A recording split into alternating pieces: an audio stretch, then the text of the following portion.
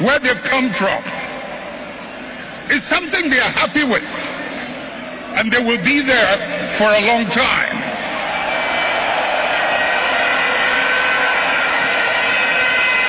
Let's not mimic their behavior. Let us reach into the principles and the values that emerged out of the circumstances that gave birth to us. And if we can hold onto those principles and those values, we will move way into the future and no one can ever defeat us.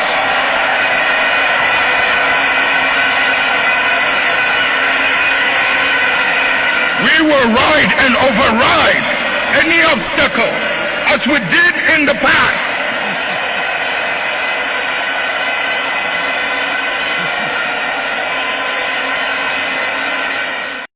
The NPP cannot be underestimated. You know it, I know it. They've been in existence for a long time and have been changing their names up till this day. The nature of who they are. Listen.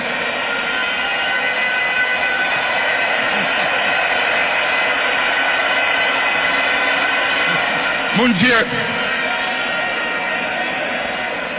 The nature of who they are, what they are, where they've come from, is something they are happy with, and they will be there for a long time.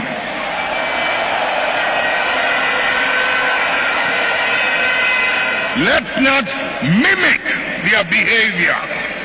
Let us reach into the principles and the values that emerged out of the circumstances that gave birth to us. And if we can hold onto those principles and those values, we will move way into the future and no one can ever defeat us.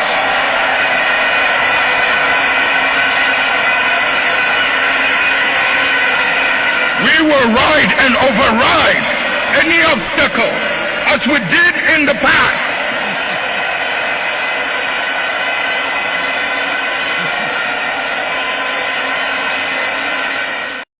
The NPP cannot be underestimated. You know it, I know it. They've been in existence for a long time and have been changing their names up till this day. The nature of who they are. Listen.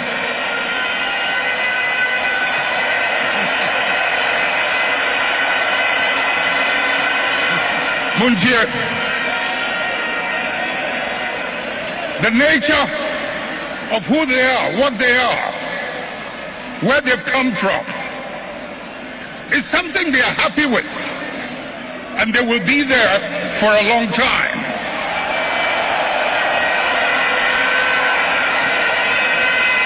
Let's not mimic their behavior. Let us reach into the principles and the values that emerged out of the circumstances that gave birth to us.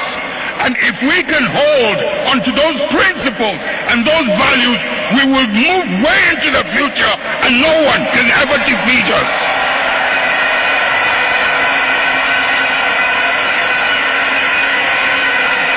We will ride and override any obstacle as we did in the past.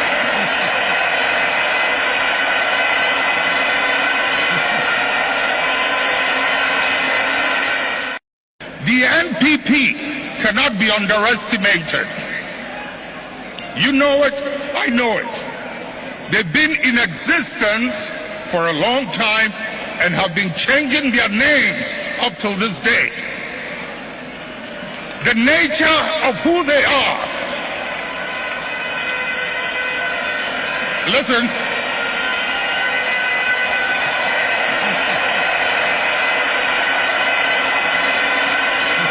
Munjir.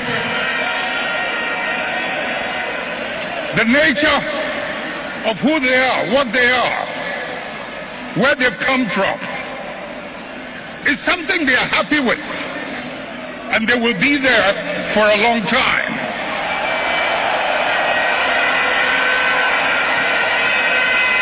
Let's not mimic their behavior. Let us reach into the principles and the values that emerged out of the circumstances that gave birth to us.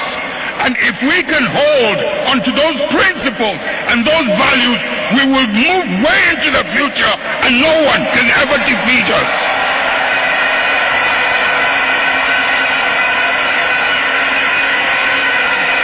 We will ride and override any obstacle as we did in the past.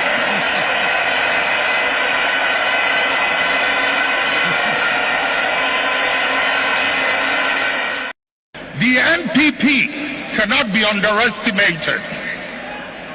You know it, I know it. They've been in existence for a long time and have been changing their names up till this day. The nature of who they are. Listen.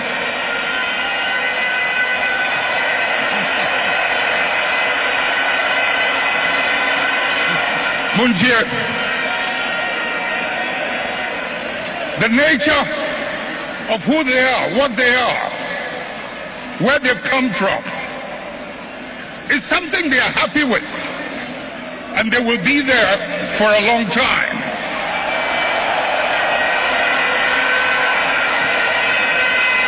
Let's not mimic their behavior.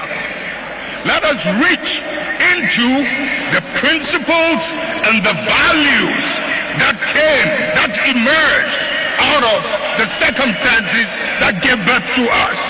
And if we can hold onto those principles and those values, we will move way into the future and no one can ever defeat us.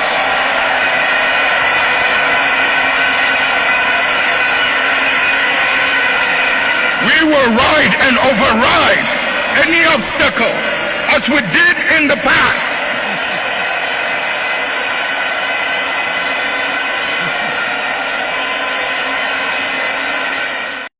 The NPP cannot be underestimated. You know it, I know it. They've been in existence for a long time and have been changing their names up till this day. The nature of who they are. Listen.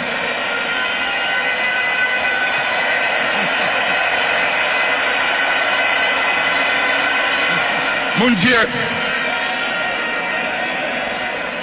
The nature of who they are, what they are, where they've come from, is something they are happy with, and they will be there for a long time.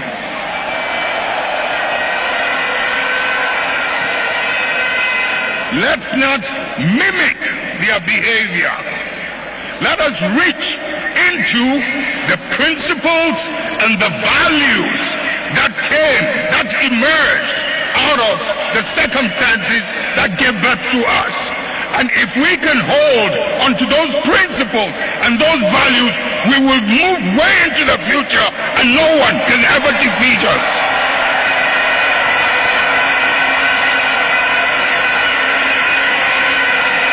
We will ride and override any obstacle as we did in the past.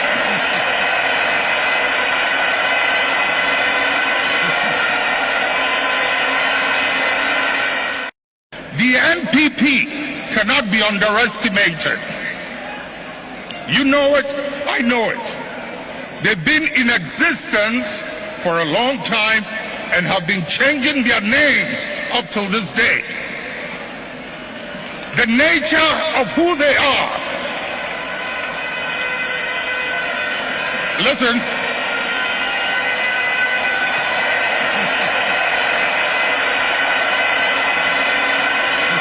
Munjir. The nature of who they are, what they are, where they've come from, is something they are happy with, and they will be there for a long time.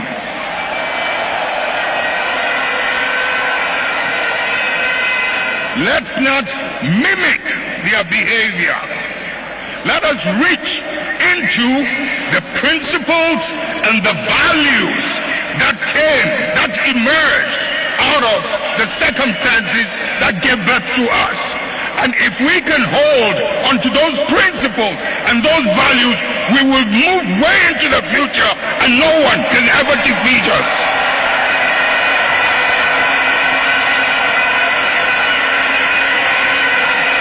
We will ride and override any obstacle as we did in the past.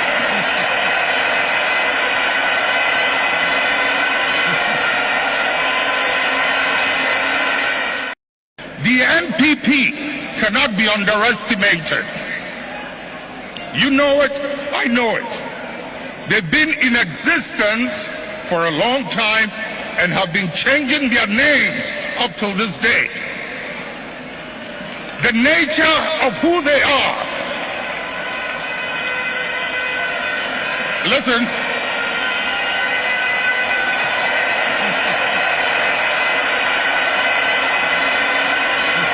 Munjir. The nature of who they are, what they are, where they've come from, is something they are happy with, and they will be there for a long time.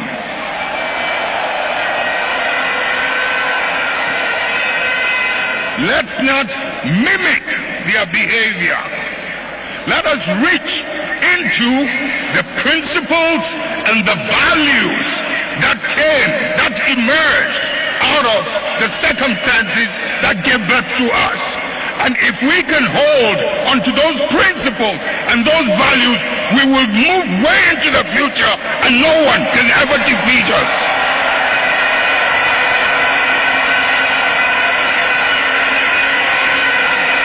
We will ride and override any obstacle as we did in the past.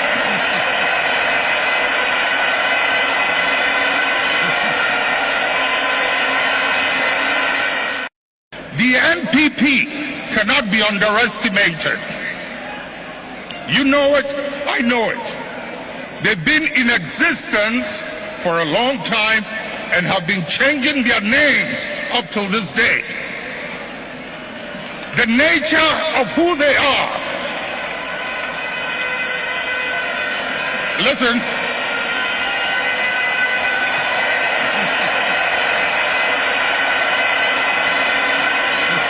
Munjir.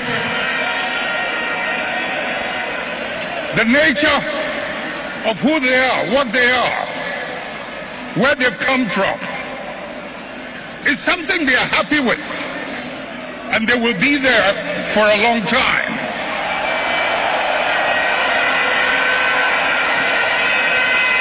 Let's not mimic their behavior. Let us reach into the principles and the values that emerged out of the circumstances that gave birth to us. And if we can hold onto those principles and those values, we will move way into the future and no one can ever defeat us.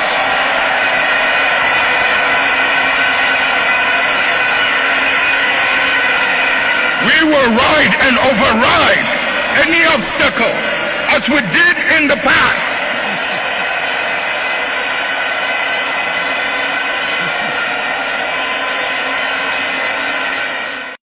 The NPP cannot be underestimated. You know it, I know it. They've been in existence for a long time and have been changing their names up till this day. The nature of who they are. Listen.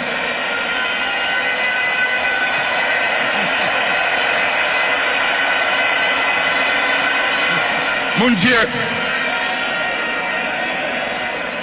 The nature of who they are, what they are, where they've come from, is something they are happy with, and they will be there for a long time.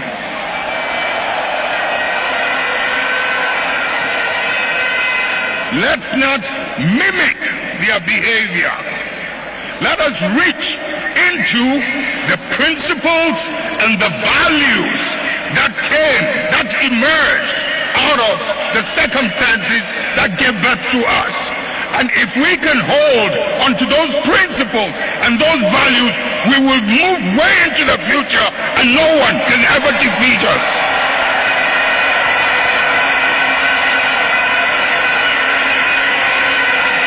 We will ride and override any obstacle as we did in the past.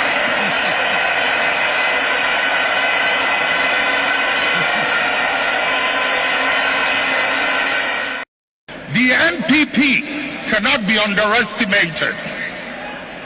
You know it, I know it. They've been in existence for a long time and have been changing their names up till this day.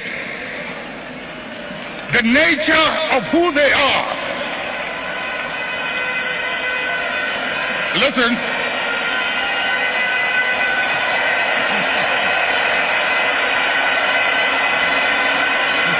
Munjir.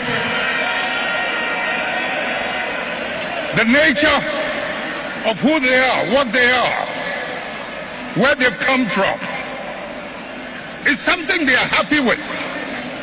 And they will be there for a long time.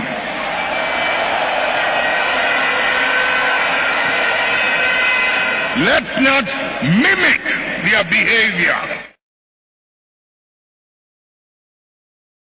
The laws properly. And what are the suggestions we've given? One, we know the districts where mining takes place. We will open an office of all the agencies that oversee the mining sector in those districts. There must be a Minerals Commission office in every district where gold mining is taking place, so that enforcement and compliance can be right at the doorsteps of the industry in the particular district. The Environmental Protection Agency, there must be an EPA office in every district where mining is taking place. And we have universities that are producing young graduates. UNER is one in Sunyani, UMAT is the other in Takwa. These young graduates are geologists, they are environmental protection specialists. They have a lot of experience when it comes to gold mining. And so we're saying that we're going to identify the concessions and who hold the concessions. And we're going to employ these young people to work with the companies that legitimately own the concessions, so that they can guide them in how to do proper mining. We're going to ban mining in forest reserves. As for that, it's non-negotiable. The law that was amended to allow people to go into forest reserves, the law that was amended to let people enter forest reserves to do mining will be re-amended to stop it. Because the figures I'm getting are frightening.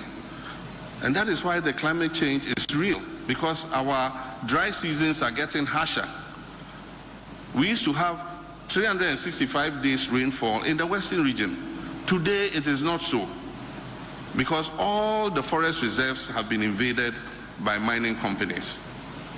And it's insightful that in the past, somebody who was supposed to protect the forest, he himself eventually was known to own about 2 or 3 mining companies that had been given permission to go into forest reserves. I think that those trees, some of them 700 years old, some of them older than Ghana, older than our ancestors, are more important than the gold that lie underneath them. And the point is, if we cut all the trees, we will be leaving a barren land to our children and grandchildren. We don't want the forest zone to become the savannah zone. We must protect those trees and rebuild those forest reserves. So we would stop the mining in forest reserves. Institution can be made. I'm aware of the case in court, and I don't want to comment on it in order that I'm not in contempt of court. But I would say that the security services are different from the public services. And that is why the head of the security services is called the Commander-in-Chief. Security rules and ethics are different from what we have in the public services. And so if you are a Commander-in-Chief and you cannot even change your guard, then change the Commander-in-Chief title. And so, without prejudicing what is going on in courts, let's see what the courts say. But I do believe that we should be able, if you ask me, I do believe that we should be able to put the right people in the right places at any time in order to ensure the safety of our republic. If you do happen to have a security chief who is not effective, and because we pass a judgment that the president cannot touch him, it affects the safety of the citizens. And when it comes to safety of the citizens, it is something that we must take seriously. If a public servant makes a mistake, the consequences are not immediate. But if a security chief makes a mistake and we lose a life or people suffer harm, the consequences are irreversible. And so we must look at everything that goes with it. But let's leave it to the wisdom of the courts to make a decision, and then we'll decide how we all go forward. Thank you very much. Thank you very much. 100.1. Galamsey is a problem of compliance. We have all the laws. We have everything. It's the enforcement that is the problem. And the enforcement is a problem because those who should be enforcing it are part of the problem. Today, DCs and ministers all have small-scale concessions, and I indulge in Galamsey. And that's why I said, any person who serves in my government, if you want to be a small-scale gold miner, go and be a small-scale gold miner. If you're a DCE, be a small-scale gold miner. Don't take public office under my administration. And so we're not going to countenance having any of our ministers or our political appointees involved in small-scale gold mining so that we can enforce the laws properly. And what are the suggestions we've given? One, we know the districts where mining takes place. We will open an office of all the agencies that oversee the mining sector in those districts. There must be a Minerals Commission office in every district where gold mining is taking place, so that enforcement and compliance can be right at the doorsteps of the industry in the particular district. The Environmental Protection Agency, there must be an EPA office in every district where mining is taking place.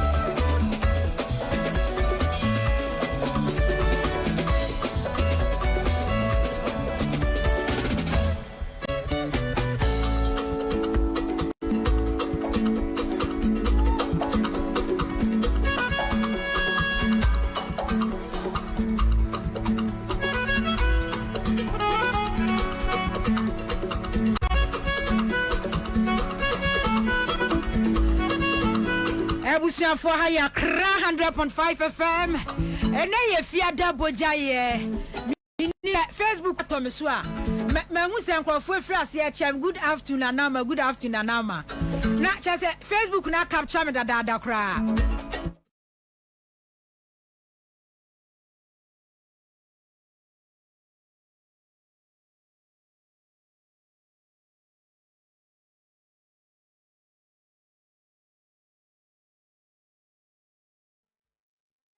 no ena your Facebook page no what ye chire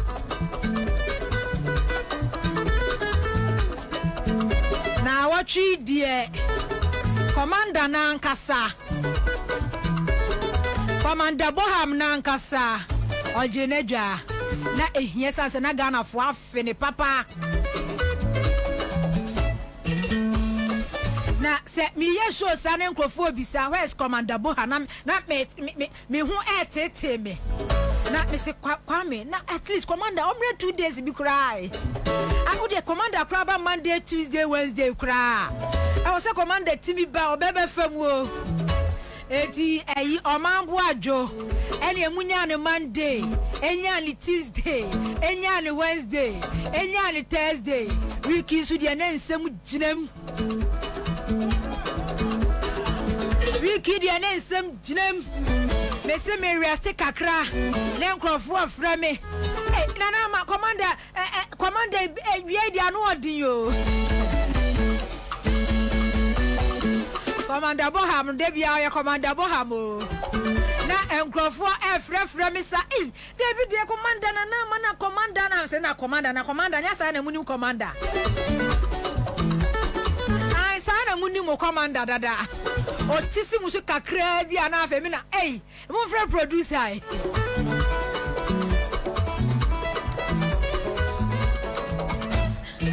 commander tisu omusu kakra bia na mo yira wo mo enu na ya na me kasa enu na bua amamuo no enu no ebua party in power no tembia ye adwuma no na ye single praises a emoamo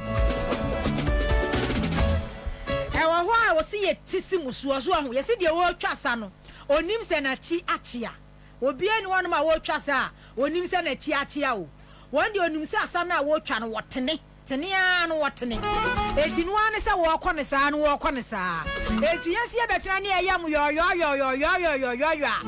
na kyerɛ sɛ asa na wo twa na wachi achia no ye pese wo kɔtɔ de kyam na donko mu eti nyo obi ti se commander ho wa ye juma 8 years in opposition abua ama president Mahama ne NDC aba power na se otimi gina ne na so se enya obeka ni pempen wosi ni penya NDC ene ya se mo wo journalist for papa power mo ba beboa mo ama matna chese power ache because commander phrase obubo mi sabi me say me da ko so kora na me say afa kwa me say na bi minti ade na commander ka afa kwa nwumre mu say commander na trend social media trend no what trend I say yes that's commander Boham. Commander is back.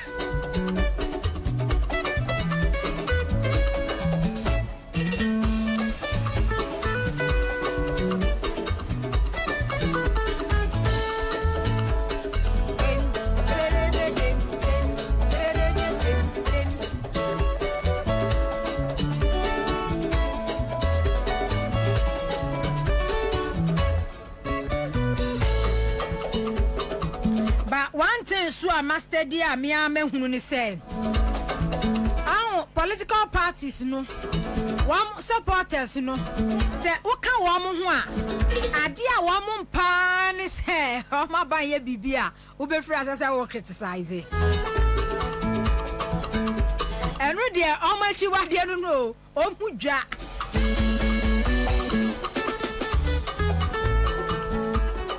omo de on person mo chese wadwuma ni say always ni defend na wo bo who defend ye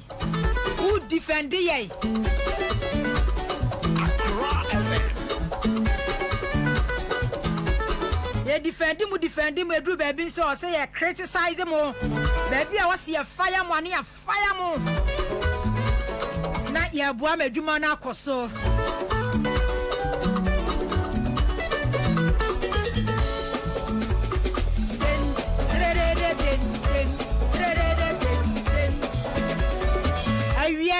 chia mi Facebook for mini mushia ya che me chia wise man Castro join me awie Fumadi Prince gyina mu awie Nana Kofi Ahin Kingsley gyina mu awie Eben o Agri gyina mu awie Oreku Aroma so gyina mu awie Muhammad Awas wo gyina mu awie Ai ti awie twami tumwai ya ne yekọ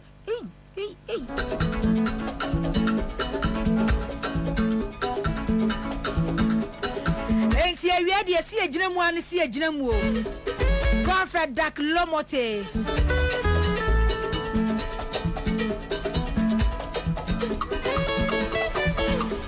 Tikai Odonko suwonie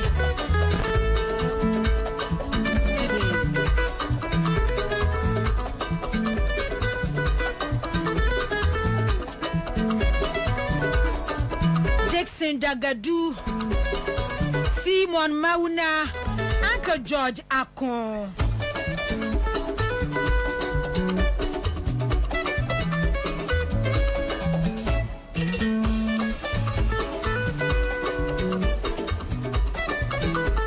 and starter suwanie Johnson Inkum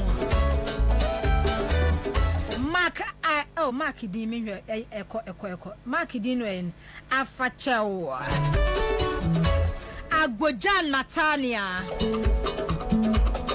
Awo ahene ode ne hu nyina mu gyan twamitum ne yenkowai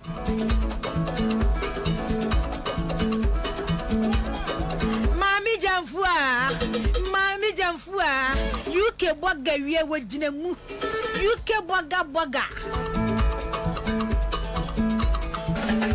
Mami jamfua bi ba ya send me UK shoes wate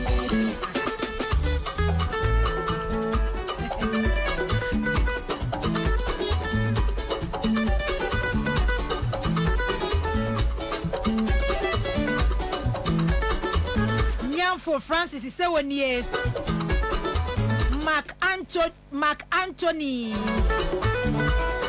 Rashid Boche Accra FM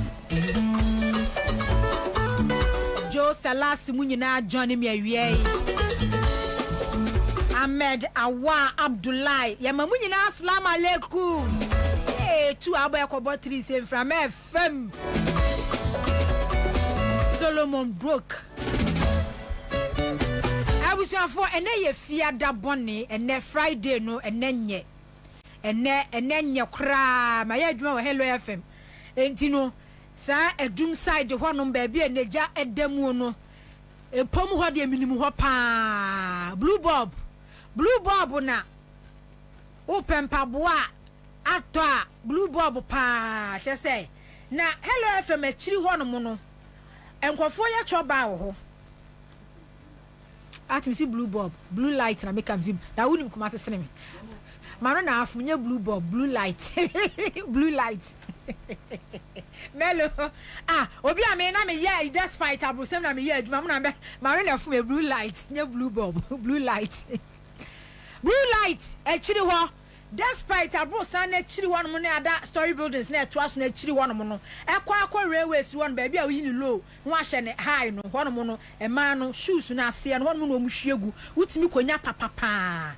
Sa railways no so ho no mo. But despite abusan na chiri ho no mo no e ma bi botire wo ho. E na afenso ho so no shops wo ho no mo a omo talk cosmetics wo ho. E na mu ho no mo aso no kwofo ye choba e wo mu nti wo de se eja tomu ya sempa se eja tomu a eye asempa nti ne de ne ye fiada bone fiada tuntum e de masa ayi asanteman stores akese wo ho krofo di pa wo ho mi hwe videos ne mani bi da fom do on say gu wonti a na kire say asem kese and such incidents no e happen a wo bi ho no ma efia bo because bebrensu honom a omo niam kakra na pampamu storm na na madum ne omo bags omo phones ni ada ne ma omo ton no e honom ba bi no omo nyina pack dura na dwo mo pack edi eguo enti ne Kumasi edum Kwame say Andrew despite abro sana na edru ye Andrew ho yare ho sempa na edru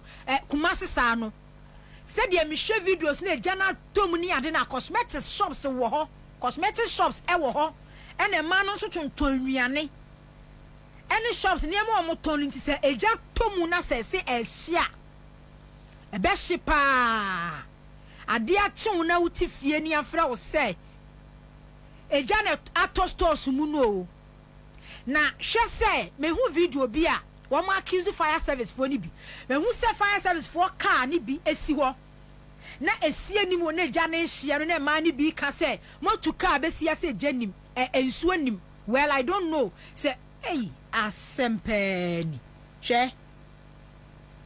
hwe enti ye Facebook page Accra 100.5 FM wa join ye no wo betimi ahwe e sha ase kagja no e start free baby kitu enwisie kumo wo kwa baby a system no ye adwuma grass nko afo ne country wono mo a wo kwa hono mo a eja to story building mu a fire service for mre na wo madum no o mo wo machines equipment ya kire se ekọ high rise buildings to aso be se 30 krampa omo finding difficult eish enye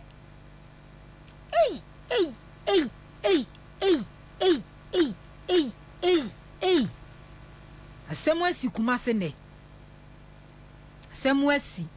asemwasi Kumasi enye simple acha say we free despite story building na Hello FM ho a the next building e to aso ne de to aso ho no mo ekwafa blue light akiri ho ekwafa ba bia oh ho no mu nyina akọ wow ento wada ye kan sa asa ento wada so nyina ehye sound munya na mimbie ntum because ene me anu me ba no anu me hwe de asi Kumasi na vim no wo fom because ene Friday pa said de Ghana aye din said de nipa brei na se wo store na eja tomu sa pa de a na kira se eye arehosem wow le eja na start free from ho ene ko soro ho ananse start free soro ho ene ba fom e wonyina hye o wonyina hye amanfo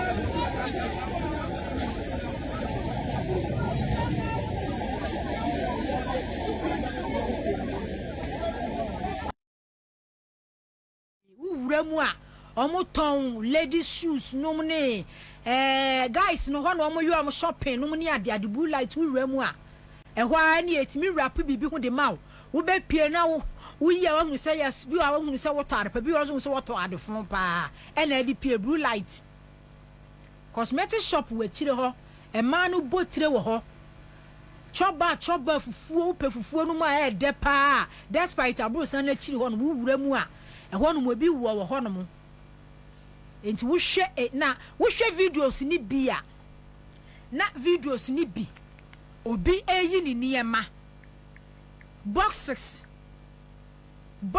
pa ena wo mu yi na se ya na wo be yi na wa yi asi nyina akire no na enkrofo do mo ho agim ewia chese kura yi mu de nipa hunu nipa ma kura o asem kase ya de anti sasi na enkrofo so do mo ho agim elutu ewia enkrofo ne ma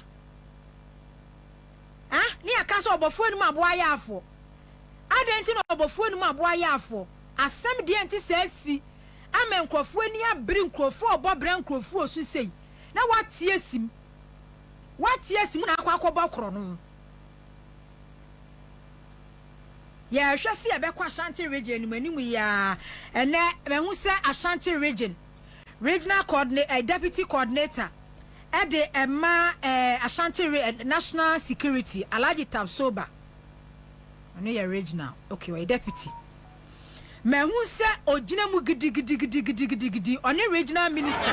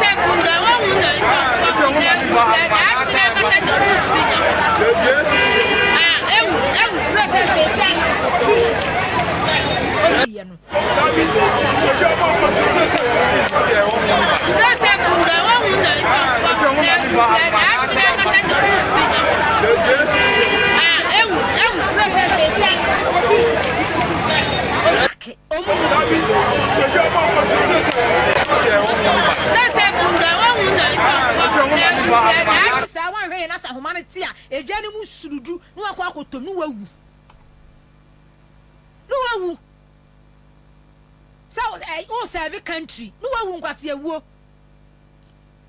yesisi abrosan market center story buildings to aso but there be a kasa leadership nti Ghana be kona ni me be che simple method obi use no ayenso ye betimi yakoya nimu kakra na yenso ya just ye hu no ye nye entiwe adene starting free first last floor top no ba kono fire service for kwa gina ho afi na wo mo plan edwin kwan be fa so mo di beduru soro ho enti by the time wo be dwini be wie no o store our last floor kwa na jana tiesim na hye no because ono wo dwini kwan yo be fa so a ye de ahoma be so na se na okosi se wie mu ho ne nsuo kakra na wo mo ka mu no o mo be hwehwe ne fire service for so nsuo de ase no mo bo apatot sim nasa hwem nasa na wo mo esin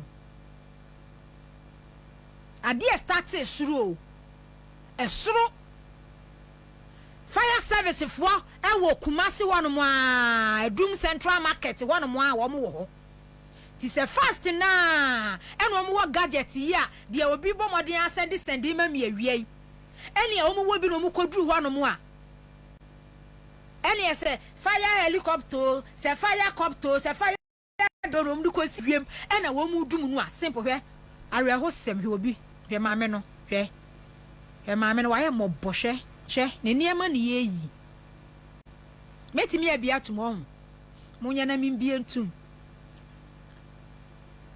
hwe eniema dodo osai hwe stores yi sam suyi sa be na chese nyi se efra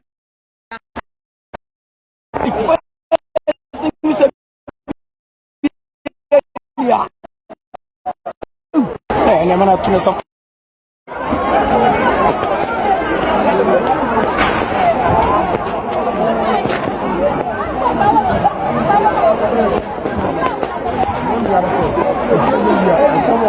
hey, oh, radie.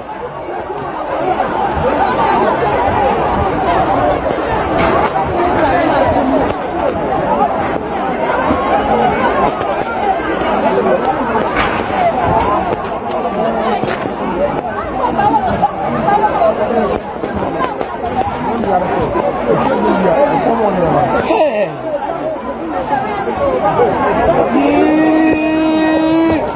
Ikifanya singi shabiani ya ne mana tunesa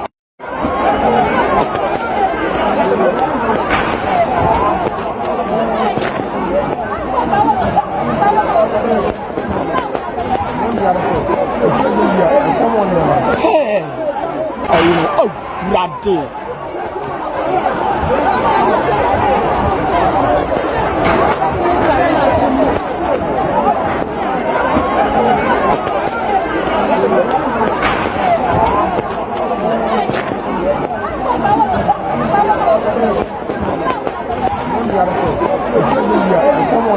Hey,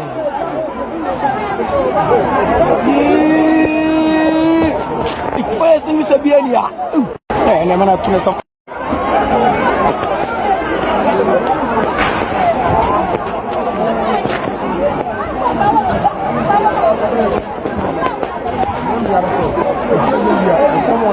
hey, oh, radie.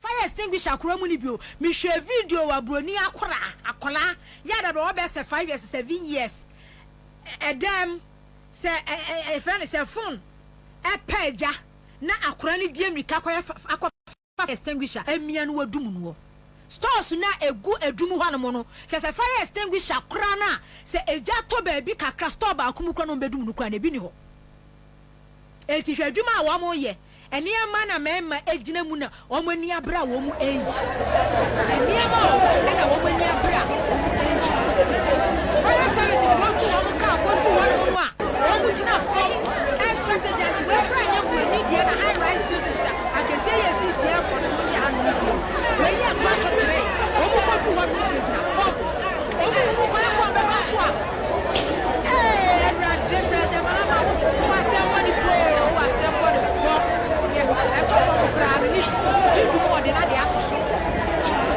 President Mahama wo assemble ne pro wo adwuma yo President Mahama wo adwuma ye man so to petition wo ni say bi na wo pa na so be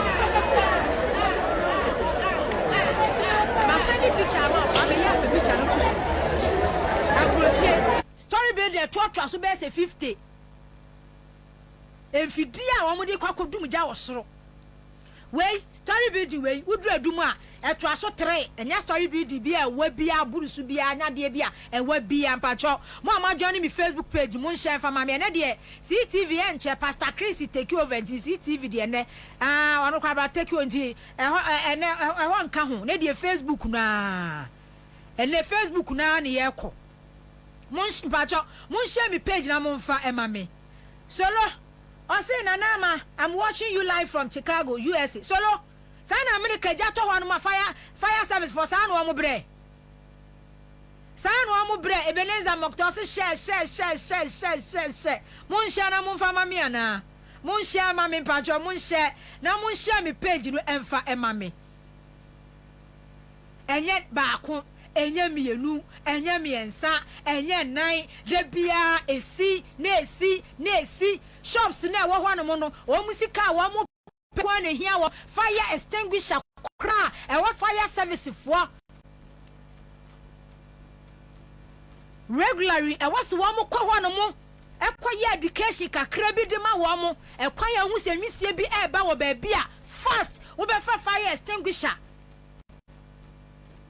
Na wodi adum agya no wodi control nwisie na eba no eno so ye adwuma fire service for kwa dem adwuma nkenta ama etinka de wasenka mo fa kware to mo ho so kese akora no eye public education sensitization na mo namu oh because fire service mo no agya ntanto to baabi enti mo kwa adwuma mo tenkwankwa anuase da menum ni ludu na mo bo mo totototo a mo kwa adwuma e de ya na fire service for mo kwa adwuma mo kwa akoye.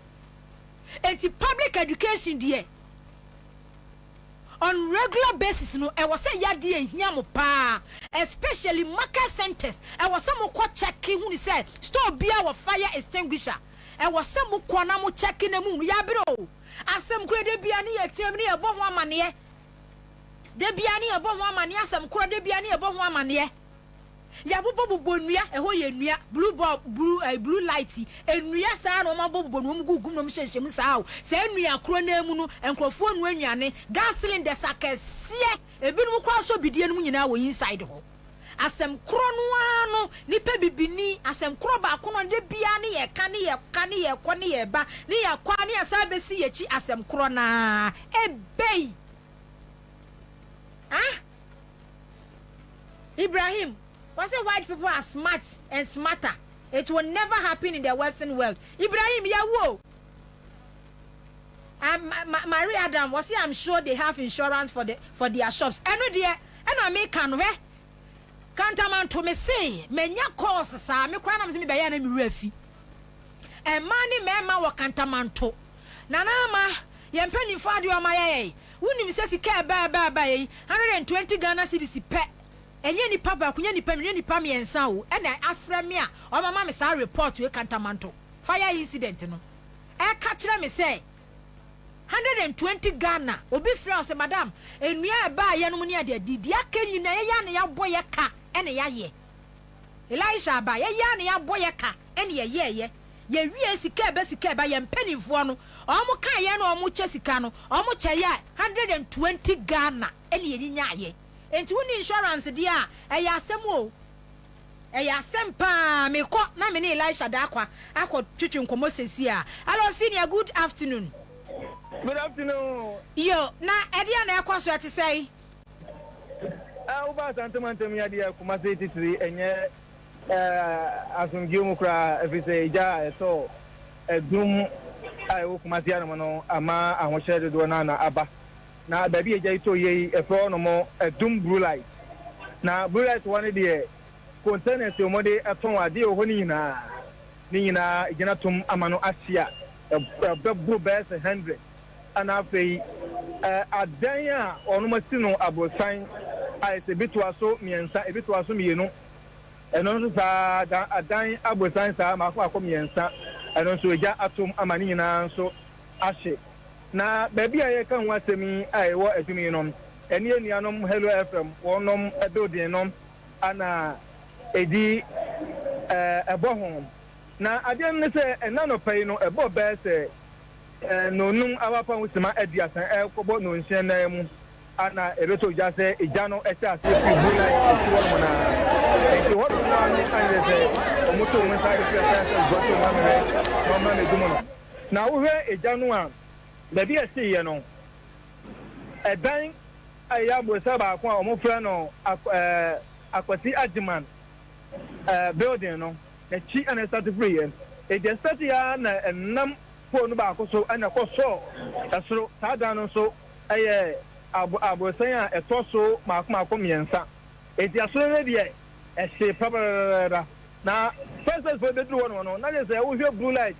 Ono market one mono u remono e kwen ho etina akoye din kakra da mu say omu eba be wura ho no na ni aga say no meduru ho no no na abo ba say no nsi aba pa husima edunan anopanim meduru ho no kwansi ana process one eba ye no mo ba no di ka ba ko na ba ye no mo cha so mu so medu no na akoye din da mu to mo frɛ wonum fire tennis ni bi say omma meka ho enti no yesa ni mo na ba say fire tennis no ma ko ba say enum ana beka ho apostle nso do mo ka mu ntumu a se bia entokwasi ba bi omudi nso gum ekopiti gum afo so no eso bai dan so na manfo nso water tankers eno nso bi omudi bi ba say miensa nso abeka ho kiyetia central market extension mu ye no contractor na nso ho no no ne car na wo nso defense so ni bi nso SSO ni bi bai na nso no eja no se bia na ano odie no na eya ginsemo na eja echa se kakra bi a ewo bullet echi wono mo no akwasa jema building na chi no afei no na je se aginsemo a akofama ma je se udu ni chirem ba bi a central market fufuro mu sie no adanya esi wono mo no a utimi fo wono ko Roman Hill no sa da kase no a eho ni nyina no eja no apo nyina amasa abrosan no ahye sanso na PZ eni mo wono mo no adanya eni Hello FM eno no ehye wo no eno nso no akwasa jima building no eno nso nyina ahye eno nso ufuro no mu a edenya edi akwasa jima building achi a ede ba kumase ke yetia market ya yesi ne fufuro eni nso no eja no nso afasuru nyina a yesi nyina no eja no ahye na wo ni nyina mu no na akwakoye din bi se onu mu eda shop ho no mu omu container so ho no mu no enipa ne tia awon pepe so no oba eso ba behwe obo no mu a na oduwa no collapse fire service for mu dum ja no bo no ma no pra no mu do e de no eco hospital entina ma ambulance service enso ba ya nyese na obia epra no mu de na tum obia ne shop wo no eba no na yese ne yama jeje no na obetwa no no matam no mu de no hospital entino ene ambulance for di committee se mo twa hwe ye de dodo no a bo no de no ko central so government hospital e de no ko mentia government hospital konfono cha yese omu nyina no omu ko hwe omu bese se de ne agency ya no eja fade empempem a ahye no ene adan ahye no ene shops ahye no na ano adie papa na wo nyina mu a amanfo shop ahye omu ene gunsuo mu omu su no na akrofo tawia achachi afanso ni na mu a omu wewia no ma no ene ntino enam se fa se for ba ene no ma no mu bo hu bent no apost for ba ho prison for ba ho no mu asuja for ba ho eto musu na mu boja pade ho ba no no mu chiche chenkofo nso musu wewia no ma no eti nkofo mbo wewia no ma no dudo no anso no onom ensaka ono a onom ede mu eko police station mo hwe na ho so asemo maka eleti no asantomante musofo wode ndi hwe onom hwe se de eja no esi ko ovu onom no ba se 130 ni mu ana Ghana man payini John Dramani Mahama also junani abechirem ewo edum PZ aje se ba bi eja so e bullet woin eno manfo no so eno ma be dia bobo aje so ahye omun kran se aban no enhye ni amane ya oba support wo mu se de be ya omo no ma asia no so no betimi enya onu sika bi onu masane aba be di omu dwumadie se de sitia no na enem ya ne de wa hye nadmofo se omna no ma ya onu mu ehu akiro mu nyina amoa se de be ya omo ho ebetimi ato omu kakra sanso ana wa hye regional minister so ani ejedfo mu akiro mu ni nkomo se de be ebetimi akoye na ehun sam kan nyina no obetimi de akwa chief of staff so no man pay na tie no betimi atun wa na mo no man pay ni si ade ha adwun na oba ye fire service for no ka chen ni se ejan so wo san je se ho ma ko just omuntimi emfa fire service no enwula ho fa bi so mu fa enwula ho eno na ma ejan stress sa je se jafade pempim sei ni nyina asian enti no man pay ni di hu hwamo eso so bo man ga na mu a ade ha adwun pa ni se makata hodo no dodo na bo se na ho ma ko just ejato wo mu sa no a odum jaju me ko ni ntimi ko ho no ko dum ja no enti ha adwun enti wode atuja se de si e wo dumi senior enti se ya ne de hello timinka enimu ya ne de fire service for ntimi me emfa ne report to be as to ade e cause this fire no omunya hunu bibia se bia eja no we na cause electrical fault anase yenim se sa stores na chiri ho no choba no wo ho no ne ade no omunya hunu bibia ade etimi cause sa this fire incident no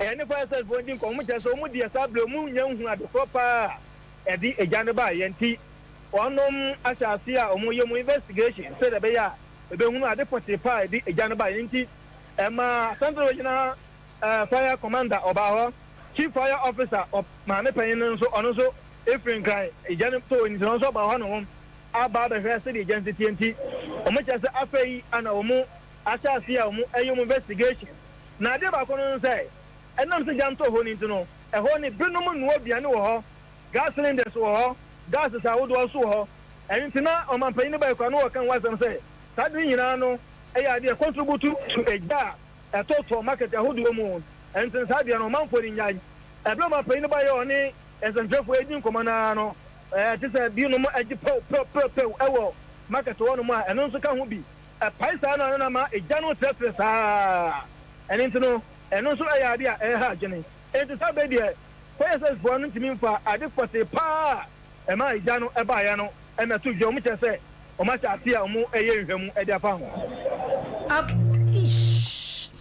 oh mama here Saturday na ebebre wa ha senior mama fa wonsi yenim se wonfiro ba se de o matimi adum no kura sabe me ka se de eja no se de na no odin ni ntino o mu ntimi entu ase kura o mu enwese kaka nso a ewo wo mu no o me hwa no modum no kura se be ya enko tretre enfa wo hawo ahodo enfa ma eni sabe de o mu kwa kura kire se de be ya ni nyina no ebe koboko na ejano ebi mu fu wonu ma ensantrate bi mu entimi ka se sabe o mu di dum no nyina ba wi yes ebi o mu a o mu de o mu enso ni gugu so ka se de be ya eto betimi acha senior mama found president akokumase ne president John Dramani Mahama regional minister Dr. Amwakohene Ashanti regional chairman NDC Nana Kwesi Augustine fire service for empenim for omunyina na ejirejira hono nti yentie president Mahama so ho yenhwe na yentie president Mahama okoye no nsemu a ode atodwa yare hosem moti Ashanti region yakasa mu mama ni bia na mo nto abapa yana mu firi se ya mo na eyade a eyo hawiye enti ne dikan meda fire service for ase ene modern boy omoye ya omoetimi abre ejano anu ase na yewie anu a na yahwe nia ema ni si enso ade ba ko a fire for aka kire me ne se ombedru ye no se na ombetimi awuremu etimi akodum jano enu ya de ba ko a eha omu yie na wo hwa yedwam bebre saa na tie enti eja tomu a se na fire for betimi edru ho etimi edum janentem no na abeye ohaw ama omu enti e o se yefde di wesu anyansa na yehwe yedwa no da ye planning yie se na be ya bibi kosi a na etimi aso anu ntem enti ye ni minister ne edwadifo no ebeka yaka kire nadmo so ombehwe na omumpe emoabi emfa mo omo kakra ye ni chief of staff nso bekasa enti nia Asante regional minister eni ombeka no na yahwe emo a yebetimi den aboa omo se na be ya omo so ombenya yi comfort kakra omo eni ohawa ato omo no se na be ya yebebre anu ase kakra enso senior mekan no say osi yehwe yedwane nyina na yehwe se na ebesiesi nyoma afa se na be ya bibi se sia enkosi sa achina biom yegina hey ultimate to say explosion be cause wo ho ni na ye gas cylinder se wate ba ko ni na ye gas cylinder se explode ejom eni se ye use gas cylinder e wo jom eni se enu aduane wo jom o peso o didi a o se o ko abonte koto aduane bra na onua wo fie na o de aduane no bra e ba jom and so gas cooker ne sa nyoma ni na e ka ho e na sa nyoma esi and so ne wo ho ne se mema omo a sa atorenchemi aka omo no mema omo ko se na aban so be hwe se ne be ya ye betimi aso omo mu kakra madam ase All right, so Mr. President. And if it's a share and your man say and for stores are ashe na idea how ye. And Nedika meda fire service for us. And modern boy muya omwetimi abre ejano. Stores in actually were restaurant pa one year or one choba fufu and the one quine crantier or chain a jinning who corners one my young quiness one and omugusuno mudiana sem ketua. Omunim say a bet me do how bant you was President Mahamed can say, well, you know when you know how pum gas cylinders no explodisa. And one mono so no chilo stores so net mudia bianca mudia munsha deni muhosa mi bomu stores so net sawa no 10 no wo ko e chire ho mu a eye nua o enua no ma bobo ni bebire ne gu ho enua ene e chire ho koro na so koro no a chire ho no cosmetic shops e wo ho enti hwe cosmetic shop e ja tomuo explode so gbom na kire se ko e ma bi botire wo ho ye to nwi rigs nyina bi wo ho enti se ja to ho no mo a but enipa bibini enwini na wo nhunu se bia ho no mo no nya bia ye soja wo ho ye soja wo fufuo twa ba no akrante otwe owuo munyina nkwan wo benya bia di wo ho kotodwe na mo wi kotodwe wi akrante na gas ne ya so soja no e de na de beba how ni amane na de beba so ho enti se wunya President John Dramani Mahama oso be ye redevelopment ya no wanya chema wuntumi mo MPP fo no amaka kire ma ne se munya naked demonstration fentia development e wo Kumase na mo de ye kurom Ashanti region de ye pa e ya de dada no a me se ye kurom obi ye koyi eyi mayor na so ye development ya MPP fo e ma no e baifuo no be sori atia ne sa omo party we ye DCE we ye MCE e wa Ashanti regional district kro municipality kro ye MCE we DCE wo hono no se wo munya hu so we ye NDC DCE NDC MCE na wo ye adwuma the real wo mo be sori atia wo no se Ashanti region for an sori antia President Mahama enka Kumasi redevelopment bank phase market phase 1 and ko wie ye no enka second phase no ko wie ne da kanya ne senka busuafu yi ebeje o man 8 years ase no yese no wo mudu o mo paboro keka wo mo eburu wo mo ya se 38% enu 2028 de na yese o mo na be 15% no yempa de pa ni akase de o pa de akoba kotoko ni yeni na bro do afu duapa ne bia ne ebusa abe no but ye kra nkasa mpa de pa Ashanti region ye kra empa de pa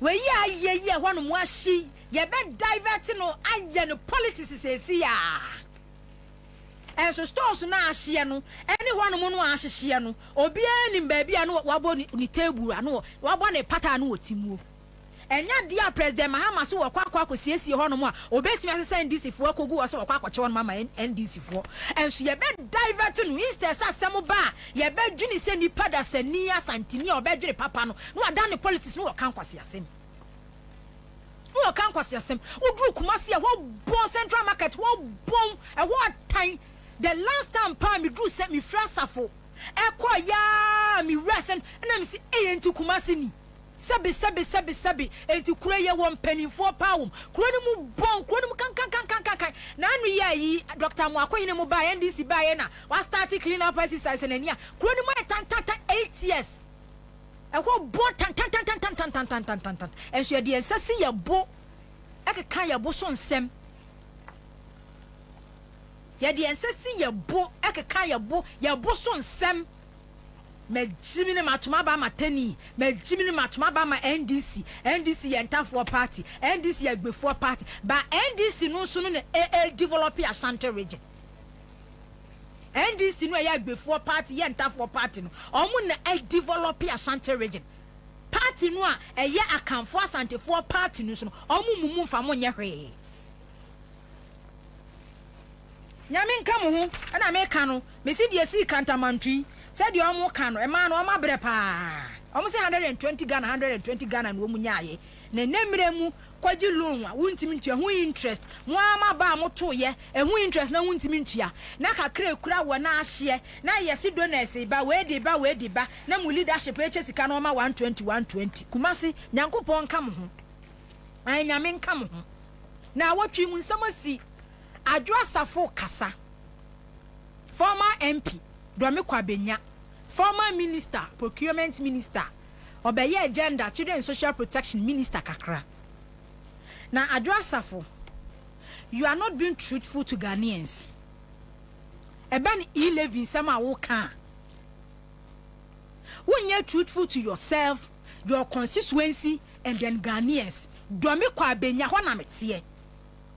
Kwa mi picture ya, muko show ya, and who ba asem kwabena ni list we nya ho asem Adwa Safo da so insist say e won wa after say we granting interviews a work kasa won regret da say e-levy oyi ni ho free mu Adwa Safo say e-levy because of na sorry a work Christo Asafo a work na ne papa ne na sorry members in penifo ka cha ne say adwa ahunche ne hunyanya brewe mu MPP 4 person mo boga na fo po entu you ho free mu enti process ni debate ya course nya Adwa Safo say na won ka ho but ada ya pass e-levy Adwa Safo say lady no anu wote won na yi won wa enti Adwa Safo e-levy ya pass ya wo ka ho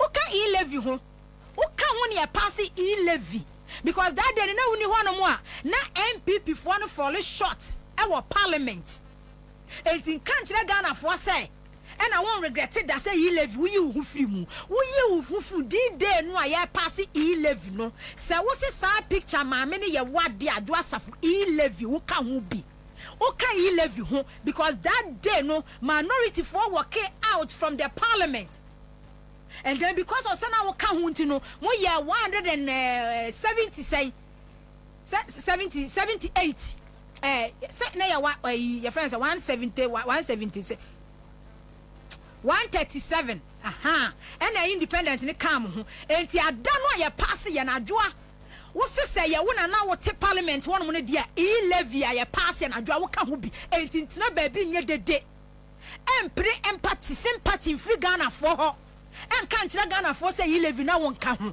wo ka ho minority for work out wo ka ho what one ya pass ya wo ka ho kwa me mu picture obi anim se nya wo se ya wa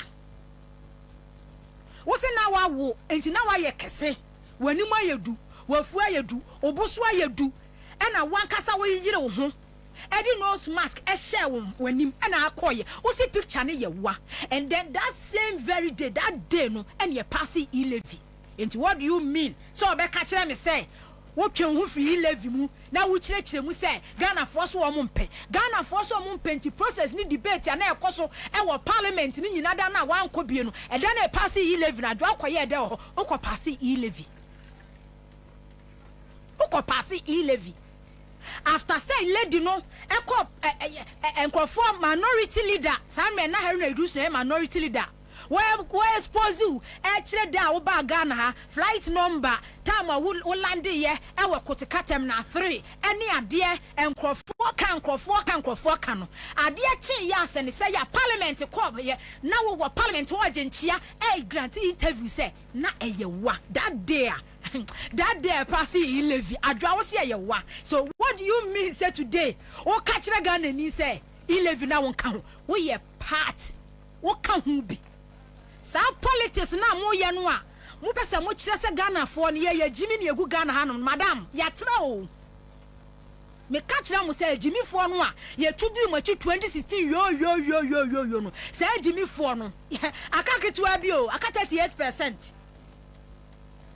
Jimmy fo na mu free say enipa na tudi mo 2016 ye tudi mo 2016 no you think say Jimmy fo na da so e wa Ghana ha say ya na mo fa enipa say Jimmy fo no madam kwa mo ma me picture no that same day enti sadwa say na uni say e-levy ena wo koye na wo de Christo Asafo sofo ayi opapa di no eba ena wa sori mpanimfo say adwa e-levy dem fa ho nhemu anka wudu parliament what then once or yen fluo otena ho genchia echia ankrofo etena ase omo pass yi levy wie ye e na adwo asafo wo sori ye e na wo pie na wo koye madam ye nyam kora wo Ghana ha o ye nyam kora wo Ghana ha se biem said you know aka bintele aka say wo pe vice presidential candidate na say wo pe dio say wo pe no de it's your own cup of tea because when you may see ye no wo say wo political career wo wedi war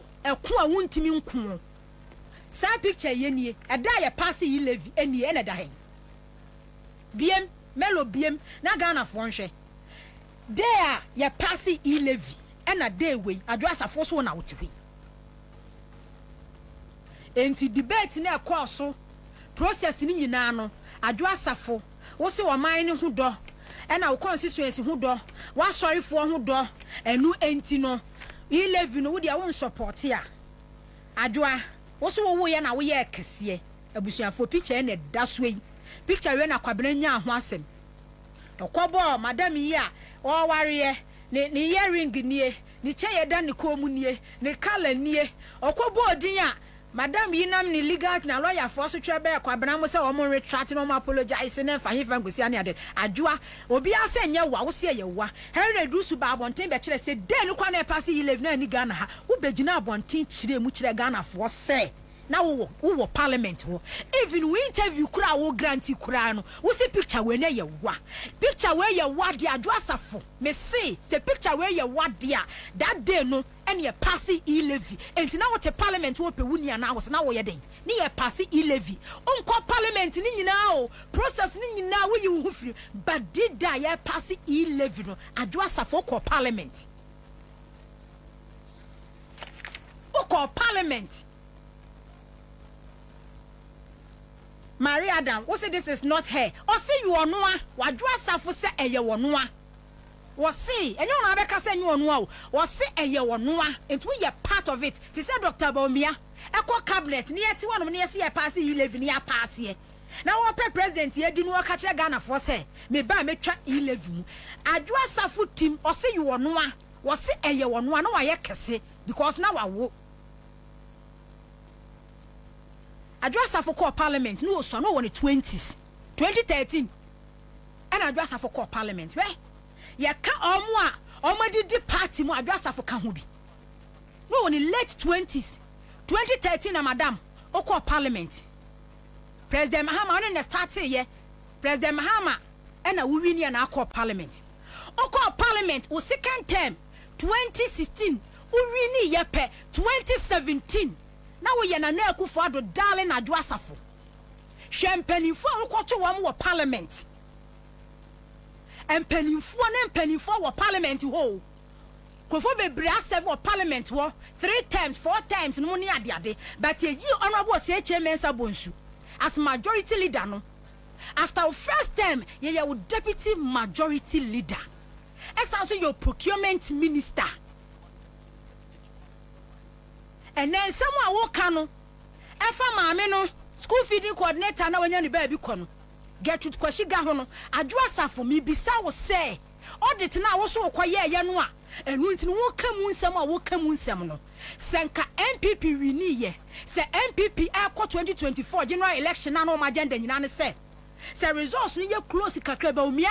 Enya 47, onya 48 kwa je mensa ne Asare Bosman. Ebe wiemu e de ama MPP no. Adwa 2024 say Dr. Baumia etimi bo amode anya 45% mpo and Asare Bosman Jemensa President Akufo-Addo mu wie mu di ma Baumia na wunya minister enka be ka kire Ghana for say scandal na ekoso ho no ka wonka be ka wano atum enka wo be ka wano atum eya na mu fi se nipa agimi wo Ghana ha ho ni a wo ko hu ye no se Baumia wi ni ye na madam wunya minister woni Baumia kwa edu campaign ye ma microphone na wa yiro ho na wo sa therefore de ye mfa ncheche no enka mu lusu ye na maji ni so se de na mo kwa election no ma plan a plot akeka mutiri abomu ni se ebe ho kakra bi a ye be wiem e de ama Baumia omo pa they should go to court and ye wiem ba Baumia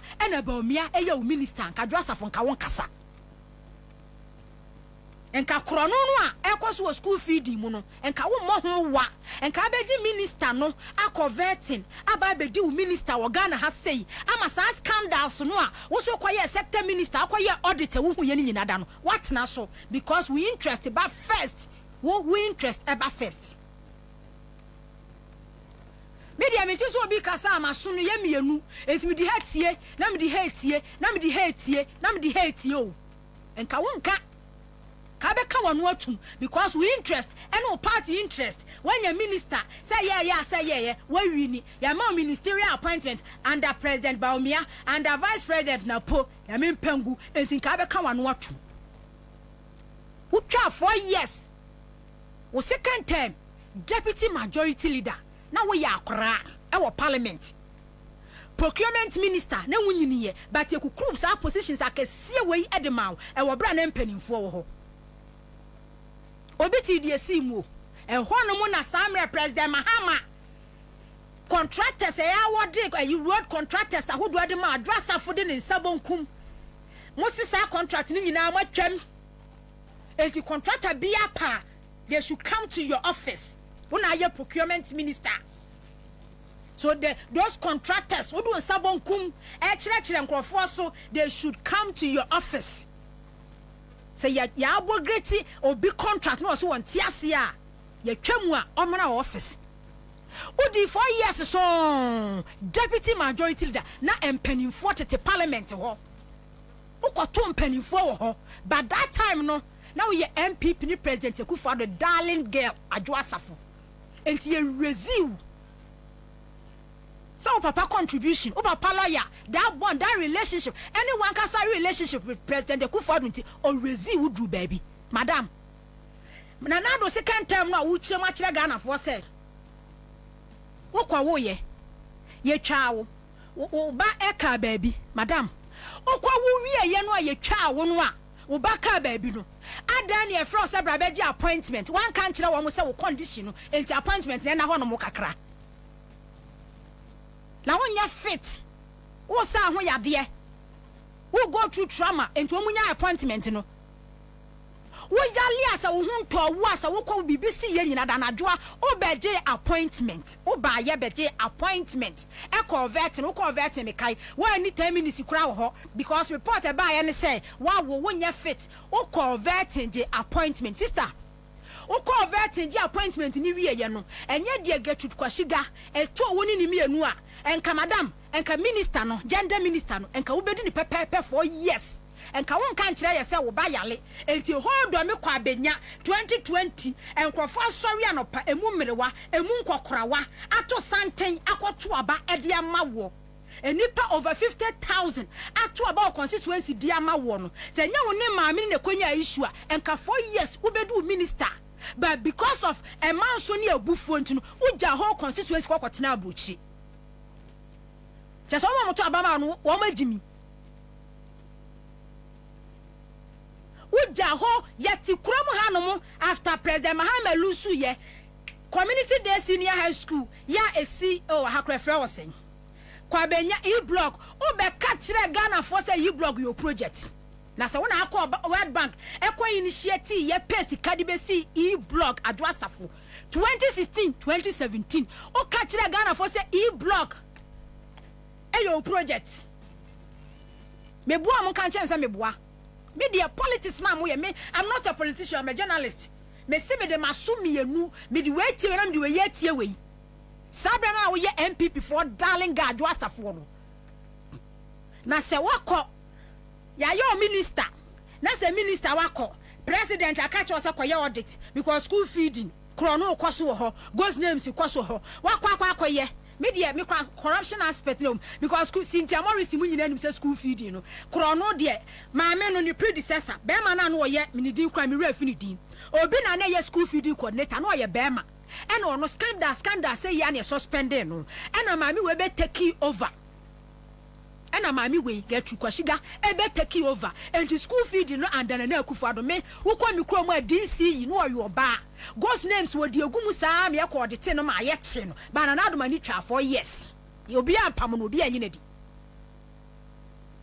Minister after Sabana na Akufo-Addo gender ho no musintia Morris mu nyina omo ya aware, so I'm not even surprised say central region there eyecho Ashanti region na eyecho all the 16 regions eyecho wa kwaya audit president amu adwuma aye kwaya audit ukwaya audit no ewie na wo de baaye no eho abasem sister eho abasem wo se maame no wo frɛ ni meeting a wo ma wo so on report ma wo se maame no just on collaborating with your ministry but school feeding shawase wo se maame ni say wono no or report to presidency and akrono na wa obo presidency fo nyina mpanimfo nim ho enkofo benefit enti yedi no onye ba wo de ba bia wo free baniti no onfa wo hu hyem onfa wo hu enwuram Kristo asafo Apostle Kwadwo Safo ba adwo asafo enti wo de nye nkora wan Ghana cedis na wo ba begigye die yate wo kwaye audit no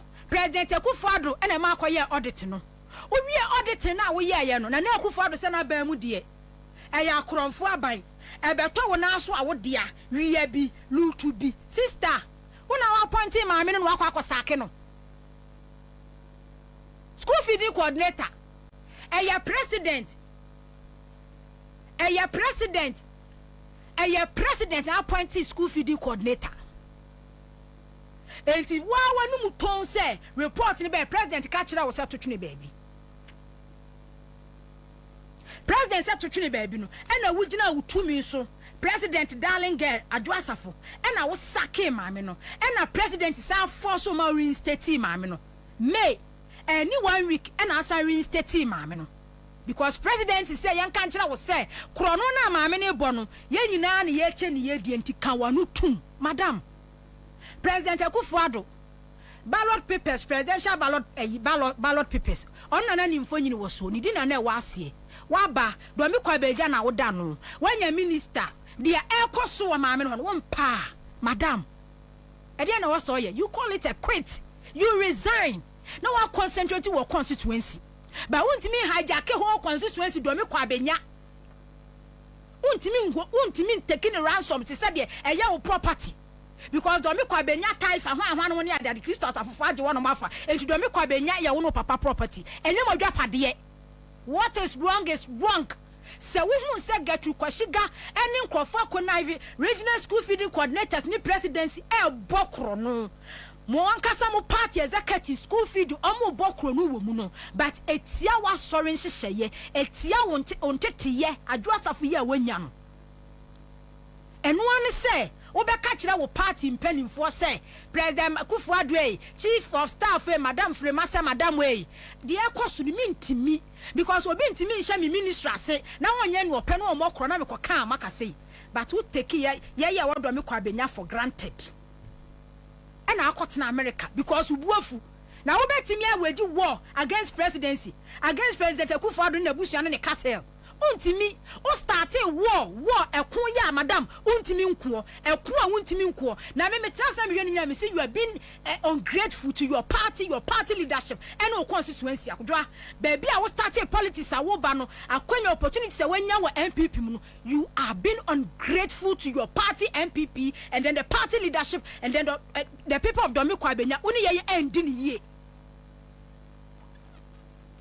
sanke ye na wo ka kire Ghana fo say eniema na ekoso ministry okro no bone doso enti wo ka kire president say wa resign eni ye de ani si wo so a enke ye be fight ama not one say whole constituency the whole Ghana constituency say wo Ghana hanum nyina na se do me kwa benya so na madam wo woman so a wo ne president Akufo-Addo ne gatu kwashiga atwie enti no na wubu afu no akwakotena America no wagya enti say wo represent Ghana for do me kwa benya for parliament ye che bibia na chese do me kwa benya for ye twa wo magya na after niema we ya wo ye nyina na wo nso nim say party na wo firi mu no ebehia wo parliament wo tena asia na wo ye na ehunu say okay me ho beba mfaso do mu pa bia wo nye 137 without me omuntimi nya hwe and I kwotena America because ubuafu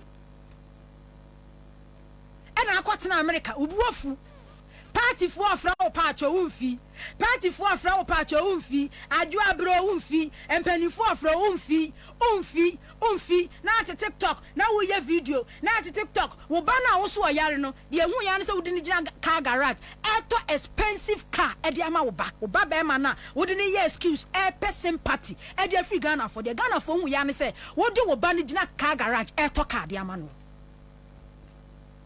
na say ye e na wo ye na wo se da bi school feeding coordinator ni a wo ne me ye ne mintimi me kura ma kwo ensam ne dosun trauma me namu no enu nti ministry no kura me de ato ho me concentrate me constituency na ma ye adwuma enkeno ano ba wo fi se do me kwa banyafo agimi wo sika delegate egu anu mu agimi entu be wo sika wo sika pa tu ba be to delegate time adwasafo wo fra bochire ba ya wo start call parliament ba kumienu asa declare intention say wo be sa so akobie mo do me kwa banya hwe ba clash awunya hwedwuma nkrofo didi wo say na madam we wo taking nkrofo say kwa Ghana for to say.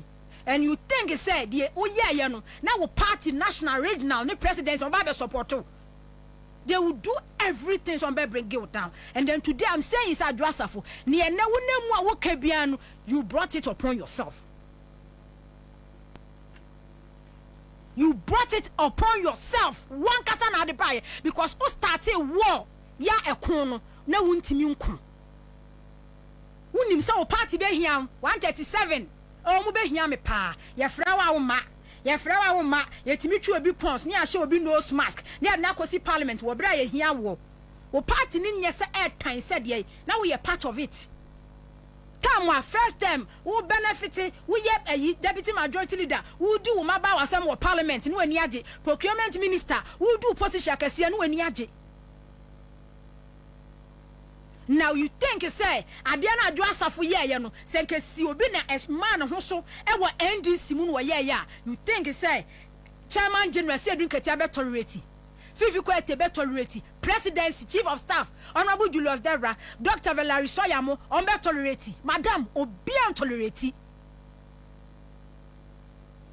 na parliament uti abrochire ya nia wo pe na wo be ka kire yesa na wo yale na wo ba yale e na wo ye e na fa madam na wo ba yale nenso enya getru kwashi ga issue ananka e ba ya enka wo betena Ghana ha for years e di minister pepepe e di MP pepepe na after niema we ya wo ye ni nyina kira wo party hia wa wunya party na do call parliament 2013 wo bra na wo 20s no esa ye wo minister after second term esa ye deputy majority leader na wo bu party ni mpanifo animtia ya wo fisa wo ni Adwasafo o papa ye so powerful do me kwa benya e ye wo dia no na you think say party ni mpanifo be hwe o sa Adwasafo wo hu ba ne wo ho ofe wo MPP ebi ni mu den to be tolerate you NDC chairman general so kwasi asem sa so o fifi kwato so kwasi asem sa so chief of staff Julius Debra so kwasi asem sa so ma me ne bo kro no metima ha kan news so ni citizen show so de bia na me kasa Adwasafo obufuo nyina ye gatu kwashiga because sa audit report madam fu be within MPP e share the briefing me kro no ni ghost names pa e kwaso ho no mo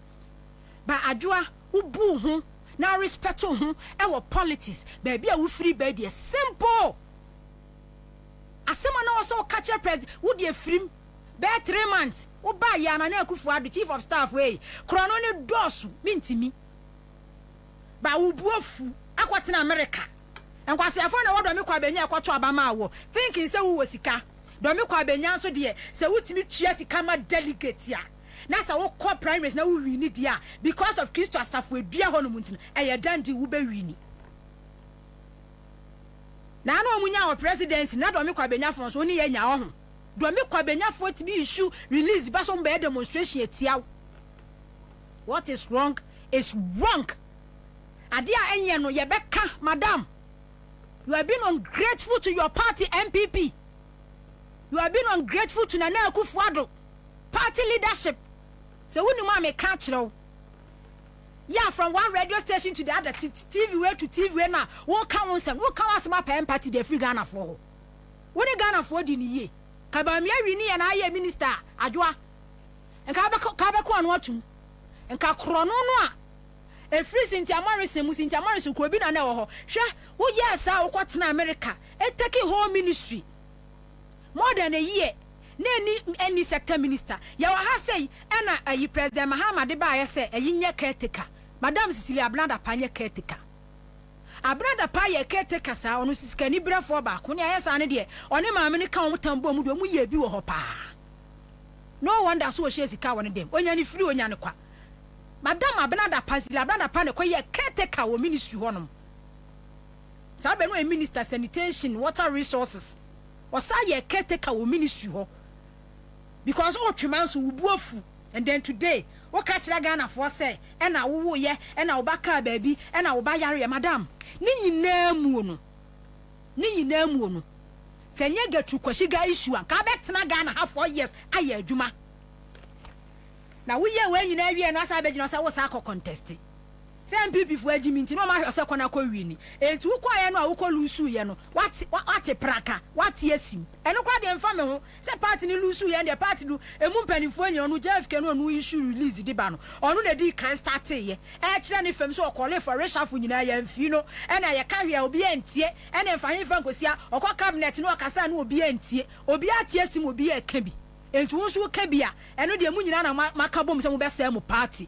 But men kasa mati sase public no o party na di wani because adwa ye ka omo ye politics e wo political party mu a o ma benefit e di ye e wo party mu a wo ka hu bi.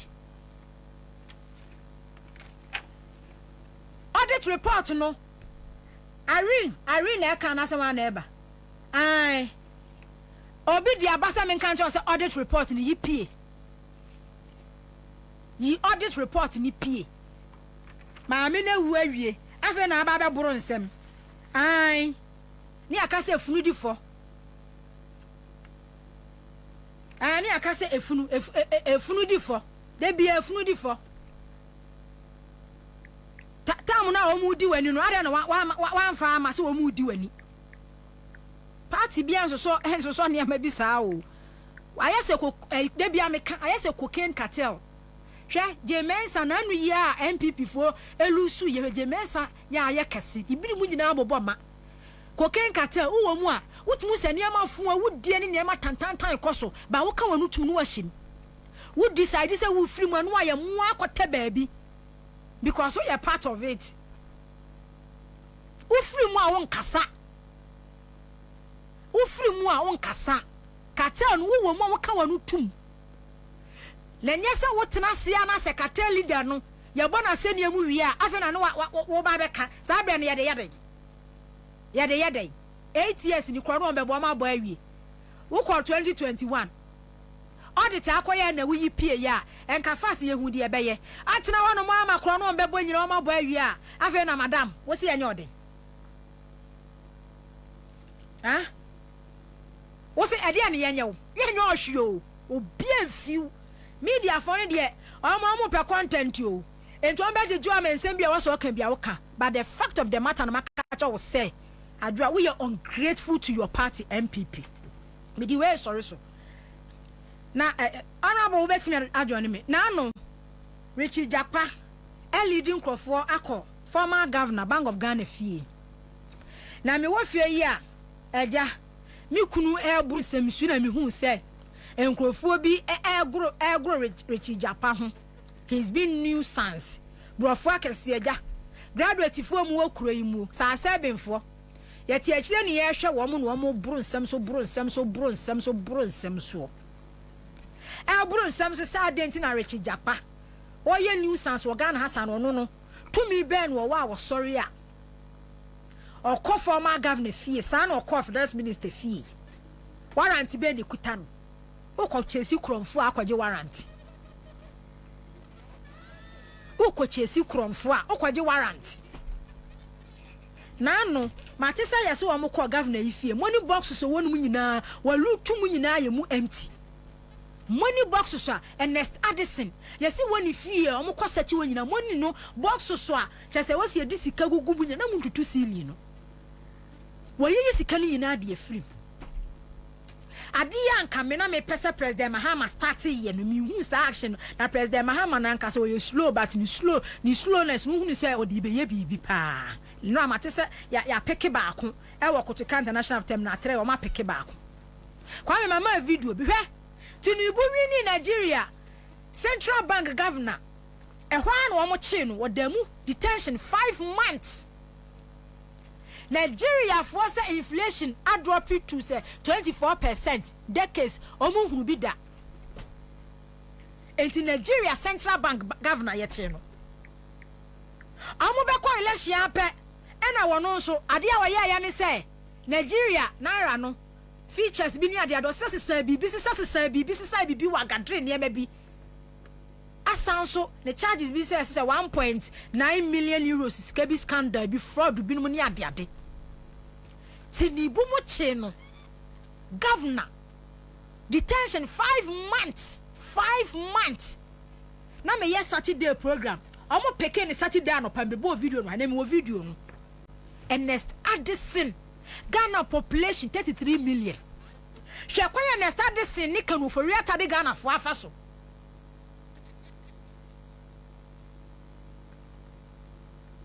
hwe kwanya Ernest Addison eni kanu for riata ni pa mienu na de ba omi ayentoso omo de Ghana afa so Ernest Addison adwuma Bank of Ghana no ono ni mra Kufu Addo mra kanofori atamra ena na ode adwuma Bank of Ghana Ghana emra constitution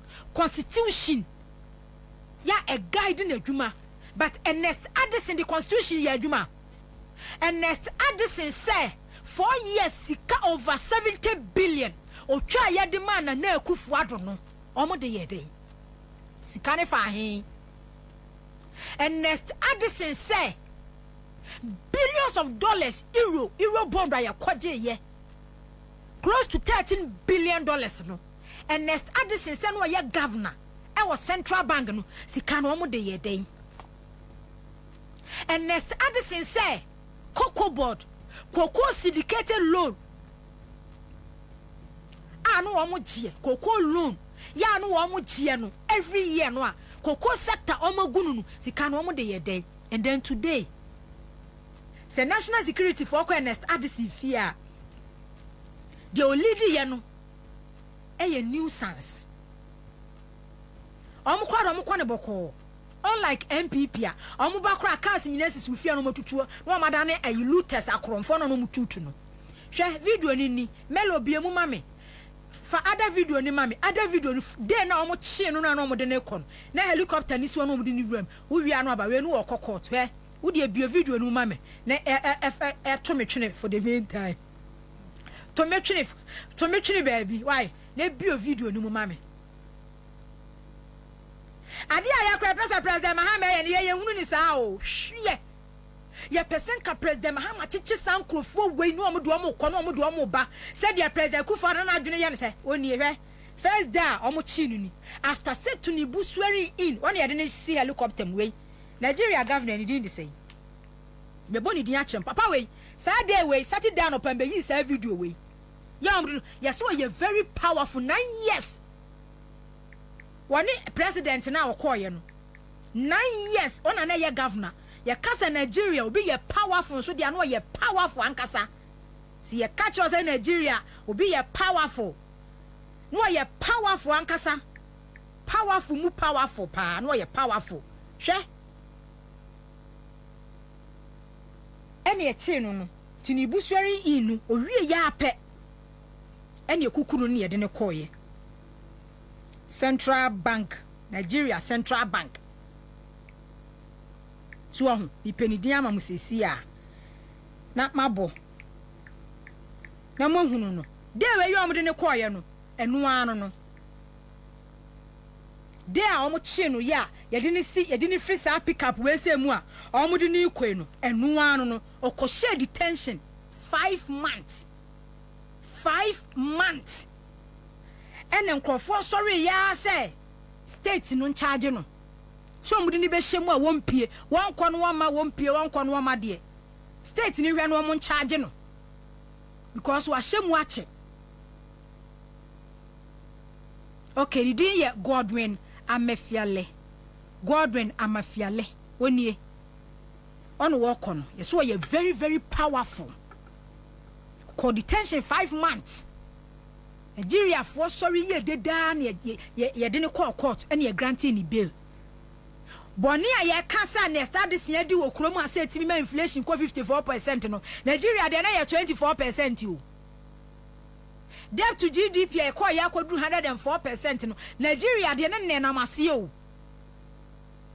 omo currency naira na depreciate ye no enu ye de no but where oko detention 5 months na Ernest President Mahama baye watimi atena office wa be say 2 months a grant interview e ka kire Ghana for say ono no ye governor kwa the banks na oguru no obi antimi nya na license atena ho as governor under President Mahama 2 months ya nche no ye mo no ye nye no hwe national security for akonfi akobo watch ya and then mutete TV ni radio so e ka kire Richard Jakwa say he's becoming nuisance e wo Ghana ha Richard Japa aya mu ni hankofo ho enkofo no kra pese mu chichi wo mutum baako rule of law no amude ye adwuma no kra no rule of law no kra ye yankasa kwa say ye ntiase because nkofo we ye di Ghana fo ani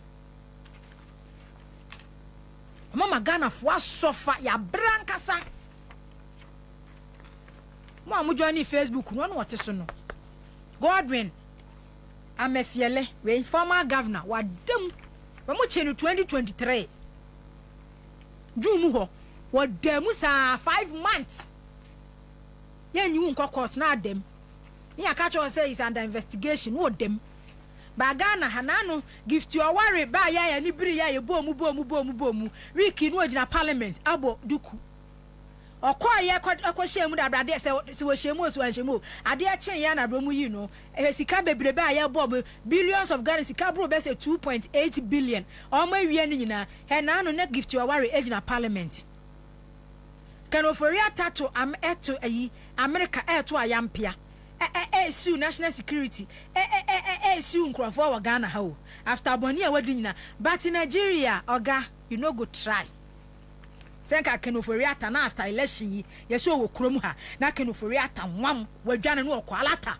mikrom alata ijioma mikrom alata obua ye becho na Bank of Ghana governor no onu tinifie na onu akase oma benefie abebo ne search abe ready ho masa ye kware de ye pekura se national security for no kra nyam no kra na omo nso mu nkogugum ba ko kra no ma jeja amosa akra no ye da kra ye na ye no kra no ye da kra ye na de ye pese wo mo be yam wo kro mu hasen ye nhunu ni sa anu abatia so no mami pesi kakra bi na ye mra ye hwese Charles McCarthy no mu nyina ebe join ye na Samodua esem mumra na mun join ye Honorable Daniel Kwesi Esiama former MP for Buem Honorable me try say mema congratulations ma try ya cho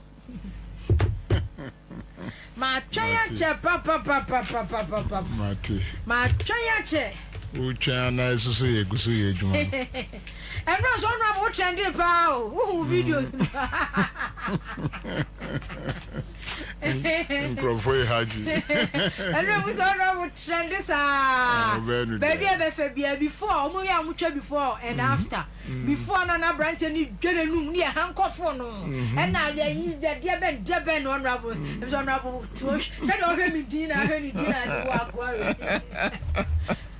Omo now ho now we jira me see now were you there were you with him I mean now brother to papa Kromu na jona kromfo a wa wi banchi oso jina o se wodi ababo ni na ai kromfo wa wi banchi o a wo wadi ado ase no o jade ko odi ababo ni na no jina o charge se odi ababo ni na wo ni hwan se wo wi awa de banchi brother wo ka se wo ni hwan ni se wo wi awa de wo ni hwan se wo wi awa de a wakatwi wo pa ni kromfo ai but I have consolation in the statement of the Deputy Attorney General. Okay. Dr. Srimsai. Okasembi say, a man for business say, oh, ye nyanya dodo, ewo oran sem 70 winning in but Opesoka Chere say, Omu build it dozian, which say, ye do qua, and ya dear ye be same. Deputy Attorney General Matiwa Sempa Banemisra ni say Mamu fan krofo yi nkofa nanado court Mumfa tribunal na ya no ntem omampanyi kufo bae no na wa bie fast track high court enyeza wajai Rollins court no de atonchen nkrofo we no mo de bukofa kisi ajabe ni oye ni nyina hurihuri ni nyina oye kanana honorable say oni ma dwuni nyina ye oye kanana misi wakoye tisi obi a oka ho se obebo football ye ball akoshe goal no e do di ball no e di ahye ni motum e na referee asama e penalty papa we ye kanana so ka team no oh yeah inti ya se obobol pa se bi okopase ma keeper no e no no mom di nisa in 18 o di afa ball ahye ni motum e na referee say mumbo penalty and share go papa we no matise o ye gabio trida ku lawyer oh unim hwe election petition yeah president Mahama versus Akufo-Addo no yeah na oka Akufo-Addo a legal team no oka ho bi o Supreme Court o na no odi echi NDC mu ya jabe free ho ajabe wuda ye ni NDC fo betumi aye yoko boys edi ekura na edi hadwi se nkrofo we nu hwe se oyusu one day tio declare the Kenofurata fugitive second wanted the same day was how you wanted Crafres so say osi obeba in May one papa we NDC for mu ja office no ma jabe obebo ye game abusuma ku train na mo me se obi catch na me se onimu obi a okoye aduma wo kisi ajabe office osi na na less than 3 months akwani ye yi a osi nipa minimu no minimu no ekoye aduma wo kisi ajabe office osi after 3 months na kwani ye millionaire okay osi kasa kese ni ade a no wo use enye kisi ajabe na se koto ayi bulletproof ayi e friend say ayi ka we oh base edemano and this is for the grow enye ni MPP for the president Akufo-Addo mu kan ofori aka enye honorable enye kan ofori ata ena approve sika emi ye de kwakwato bullet proof base edema kan ofori edema kisi ajabe na me hona me say ada kan ofori ata be Ghana ha na se Ghana National Security Attorney General Dr. Dominic Ayenemu ejai kisi ajabe se case no omo de ama special prosecutor Ghana for yem forget dabi Kenofurata na kisi ajabe ya me kan say ada Kenofurata be Ghana ha that's right yeah National Security and then Attorney General nom ebe ka say Kenofurata sem de oh kisi ajabe ha ne de Ghana for forget no we should forget na just abana ya na dwen say onye interested agwano odise awudu saka awudu saka ball na o dribble sa ewo ba goal numba ebeka na no Kofi Bahabek bubu ebeka be 6 months to election uzo be ya press conference bi ankona mo no kwa na oye ni ebru ase osu e na omo de na me say ni nyina na ya agenda no ma me see game ye nya akoda biemu ahwe kra openyi kisi ajabe on chemi in ejo intino game no mu play o mi dem akamase game sika nkrofo ya di kra no ye hu mu kra nipa no kra kodidi kra wa jedia ni ato atwe na atwe no wo fom hwe banks and MPP they are talking. Listen to people who are talking. They should bring the governance balance sheet. There are 8 years governance balance sheet. No more fambe chireye. And they are talking. And I eti ho edie. Egrofo we cry ye twam from wo kroma. They never say. Because look, do you know Onu Kenofurata say we are building a bank, data bank, yes sir. And no business are building it. And na oye juma. So you are a banker, somebody too is a banker. You come, you have a political power. And I'll catch them and say, Sukwa wako wa shadi ni nina as a banker no. U close you near dear. Ye, who close you near there. Uguno. And now this is Susu Chichi, a revoking license, our Bank of Ghana. These two people are state criminals. They are state criminals. I don't care about their personalities. And you know how that my business collapse, that your business collapse in the name of the state.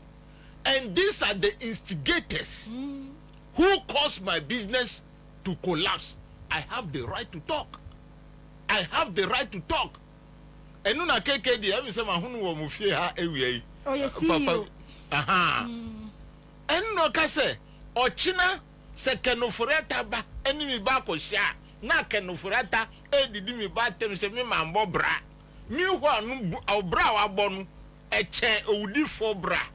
What say amount for niama 52.5 billion Ghana cedis. Ukaishi sekanu yirae into unknown source. One is asem commercial bank. Dena ye found. Ye dena ye found. And we leave this man going osa jina ho emma instruction. Then for being hey. Ukaishi commercial bank. Yes. Oh, say afibi omu tweja tu. Yes, commercial bank. Commercial bank omu tweja. Yes. And nanado susu free foreign affairs about 5, 6 or 8 story building. Yashinu. Edanashi nanado na oye foreign minister. From attorney general to foreign minister. Omu free ho pe. 2009. And edani in ashi. And grow forward. Me chiam with you for. Him also. I don't know what they say. Me what fear no say me tin say bi anko for keke kan former governor akọ former finance minister fie Richie Japa na former governor who koni fie say asif say Ohima me catch Ghana for sake Afenyu Makin is playing politics because I am a politician and I'm at parliament pay. Okay. Now the question is say Addison, ye call the fee. Na Afenyu Makins wo. Inti one e catch Afenyu Makins say, or the 10,000 a good bed is one mobile here. And Addison. Addison. Okay. Addison, so ye doctor, I just saw a coast call him. Na se kronfo we are there with fear, ye did no coin. Court. Oh, reporting no. Police station. Oh, reporting no. Addison, they are call. Now, what is Addison? Why a press conference? Debbie. Wakasa. Debbie. Intinu MPP for no they are playing the game say Mufa sem no kofa parliament because MPs no parliamentary immunity. O kan kwase asem wo ho a o parliamentary immunity. No ntina afenuma kigina ho no o kan ye ope. Okay. So it is a game. Okay. It is a game. It is a thing kan yes say no. Say Addison say ya we are no 10,000. Yes sir. Say ya fana suma de no. National security and some friend no be prove. Okay. It should go and prove because an individual cannot be more than national security. Yes, we can question everybody, we can question national security, and the national security too can question us. Into some friend unko say ombe prove ni 10,000. A man for say omututu CCTV cameras no and no movie adie no. Now empty votes of Bank of Ghana were found. So I hear. Okay. Do you get right? Containers, no. Who call 3FM? And TV3. There's a story on the social media. Say, empty votes containers, no. Bank of Ghana, then you who Addison fee. That's right. It is a you who containers no wha. Empty. Who free office no wangasa na wa resign you. Enye aba na epa mo beka se nunti na wure fie. Wangasa sheda resign ye. Say you've handed over all the state properties to the state. Enye say ya shall say move out from your office. So what are state properties say letterhead cry ye o fie. Where the boxes so? Boxes no ya empty. So the national security will need the data in the CCTV cameras. Which people came to this house Do you get it right? What vehicle? Which persons? India Nuntinanu, Japan we are smart national security operatives. And Yabo Japadinu, MPP for Ebonia for. Japan is a person or a worker at the national security. So mention national security. But you see, they say call a dog a bad name and hang it. Okay. It is national security. And it's a worker there. It's a worker there. Share. Who fear? Who ya memo? I just so people be Honorable Parliament, no. Say national security. Could be feared. Some of them. Yeah. Why? I was said, "Omi inform you." I quite you warrant. They inform you no lawyer. They work on tip off. They work on tip off. Obi come kakra. They have to work because they have to secure the state. That is what happens. That was the tip of they had said. They had a tip of said. Add this in fear. Bank of Ghana vote in the cash. Okay. So that was the tip off. Okay. It truly said the story ye can you cry. Say who empty ones are. Nature say add this empty containers. No. Yeah. So we need some things that the gadgets that can give us that further and the proper particulars or information. Those are the CCTV camera data. But Abia governors will keep those containers no in fear. Say be any fear no. You can't keep. Have you worked in a public service before? No. Even letterhead you can't keep. Oh fear. And nothing I will hand over everything. Na all Bank of Ghana, a honor that now because I was a boot and shoes in his socks. I shame with the coffee or the yeah.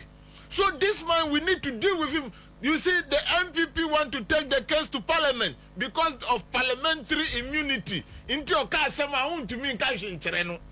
Because me Parliament, no, some year bibi, year boni criteria Ghana law, me see me call Parliament. They cannot arrest me.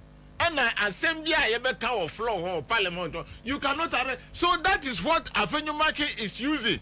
So now, therefore, Addison is not an MP. Okay. They should call him to prove baby on for 10,000 so that we use the CCTV camera data. Now investigation. They need those things. So that we shouldn't joke with this matter. Addison, he should speak. One kasao, one organizing press conference. So Ube will say, Afenyomakin no person ye politics keke. E just no the time be at say squad kodo person. One say match buying, no match, no tunis. Maybe interview be or say any case or say Parliament wo. Enya sem kitu o. Yes. Was who said ye majority for na twa ye ho ahia. Say wa mo wani anye din ya. Ma yesa me da bia ma be sit o say hwe. Oh, my trouble, I shall say, I say, hush, you know. Yeah, but honorable, yes, this governor issue, no, said you will say you who say, per TV, yes, 3 news online. I don't know, empty Bank of Ghana vault containers. But serious. Look. On the 6th or 5th or 6th of January, and Sana Mahama Beja Kunjano, Yabinumunya Intel Cromsen Crawford Twisika Free Bank of Ghana. Okay. Yes. What picking intelligence? Yes, Intel said they were picking money. Into Sobisako Tia National Security, nice to say. Sikabigu Addison, one day go. And I know who containers, 12 containers with gold dollars and CDs. And you so they should shut up. MPP people should shut up. Me see, and this is say look, Obia nye beman chobia okrum how. Say fa one now ma di boni amfa kwan papa swama Ghana for akuma tom yema. And the NDC know that you have created trouble for yourself going forward. Because that is the reason why they have given out so much vote, so much power to do the right thing, to reset. Resetting campaign Ghana 40 years and only 2 minutes say reset this nation. And Cassese Granado crisis any kind of cathedral $58 million. Nanga yansi de yansi agenda wa baako bi anamienu. Nka ebesi. Now uko bebi uko kasa MPP ni wa kukudo kacha say go and fix it. Ukasa agenda wa go and fix it. Ukase free SHS go and fix it. Stop talking. Ukase car go and fix it. Meanwhile muna mubo manika. Why won't you just and take the money out of your pocket by force? Almost as saw the Pioto. You run wo bedroom dindi amanate. That is the way we should handle these people. They are talking too much.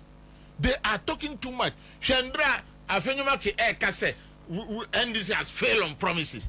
Anyway, I thank Ayariga for answering him. Said that should be his last time making that statement. Because budget I can economy who parliament and yet that can budget na ya approval. It takes time. End of this month. And some number call recess no. And some number approval. Okay. And some I starting releases maybe in April or in May. Into ministers here appointees ni nyina no. Ebi akoko sikabi ngitingiti ni salary na obenya sisi. You are not working. Okay. You are not working. The money has not started coming out. The releases have not yet started. And to bet is a project we have no emergency. And now that is our emergency. If it is emergency, then it means it has not been planned for. And so you must go into emergency vote. You can't go for any sector ministry money right now because the Minister of Finance have not yet released anything. Okay. So how do you get your money? These are the things we have to be explaining to Ghanaians very well. And maybe I will say, tell me, congratulations, now I catch them. But we must continue to be working. Look, Daniel, I will not give MPP people 1 inch in this town because now I know what they have done. I don't know what is in their bedroom or under their bedroom, but the statistics and the figures, their balance sheet figures, Eba muse omanpenyi ba kubeba be bokash o man 631 billion.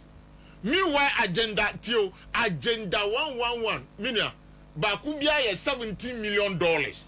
If you exchange it, it's about 255 million Ghana cedis. Okay. You multiply by 111, 28.305 billion Ghana cedis. Now, Addison printed 77 billion. She said, we agenda 111 double. Yeah, Baku. Why can't you talk? Why won't you tell these people to shut up? O see agenda 111 in Yankabe cost to Ghana say. In Gabe cost Baku Biano. 255 million Ghana cedis. Okay. Inti so multiply by 111. You nam 28 billion Ghana cedis. Okay, 28 billion Ghana cedis. Yes. And Addison TV print is over 70 billion. Yes. So she Shenkrofo ya kasa. And abako kra ye because the omuko twitwa na asefua Vincent asefua ko twitwa bi se omawie dem tie health minister no kwabena minta akando o say contractors ni de na omuso omawie na omuso omawie ni bi ho na omawie no kra no aban do omuka 14 million 14 billion. What you contractor no so amana pre-financing project. Yes. Or pre-financing project because of untia. And so until so bet you any sika the amount or be hand over the amount no. And your property. Oh hima ne wo mni say Matthias say aban bia bobusia but agenda 111 one we say Dr. B ejuma obako bi. Those are the issues. So see why we are fine. Yenim say ye betumi di busia e di awie but we dey working. We see, and we as a family who video no honorable. I see we na can say mo employ nipa no be yeduma. Sana Mahama ya or Ridge Hospital. Sana Mahama ya in there ko Ridge Hospital. Dr. Jima Menu ni di na ebo hu. Also na so. Say why sad ya no. Why sad ya ni free ho. Say why sad aban bia ba ya no. Ejuma oye ya no ni di nkotare hu. Men fa odi nkotare. Ti say drip machines ananado eco free ye. Or 15% TO into Constitutional Amendment Committee for Munchenu ye. The 15% nanado trian say Mahama Babe Tria say 85%. Into drip no ye tria can we are one at all ye. And you watch 85% no. Into Sanidi Baba as a Sanidi and Bon. Those are the things. Now I be quite draw we are uba now did in Tunia Masu. sa stadium ni nema mu ye ni nyina yensi sandinu hwe papa we ya na nkoko sisa legon di o e atu ni na ba ku look at them ya wa adwuma ye mo wa adwuma ye yeah we oh adwuma de mo wo adwuma ye pa but adwuma no so mo wo position no mo hu se adwuma no so adwuma wo ho na mo se mo beye adwuma no de ye betumi aye mami kan kire ye betumi aye look at this gentleman na ye friend no atufosi once MPP people abomu trisa omo ehun baby o menya revenue afre enu nti na mudi covid levy bae enu nti na mudi e levy bae no atufosi bae dey no ye o si hwe muta gisika bi to ho a mudi to ho say ebia obi be ba abeje nti no mudi ato ho enu ne tax refund account yes that 6% no okay. Me why 2% no e dey close the covid e dey close e level obi abonsam mo ye catch us say entity for they are incompetent on the matna say abru so mantumi ahu sa strategy no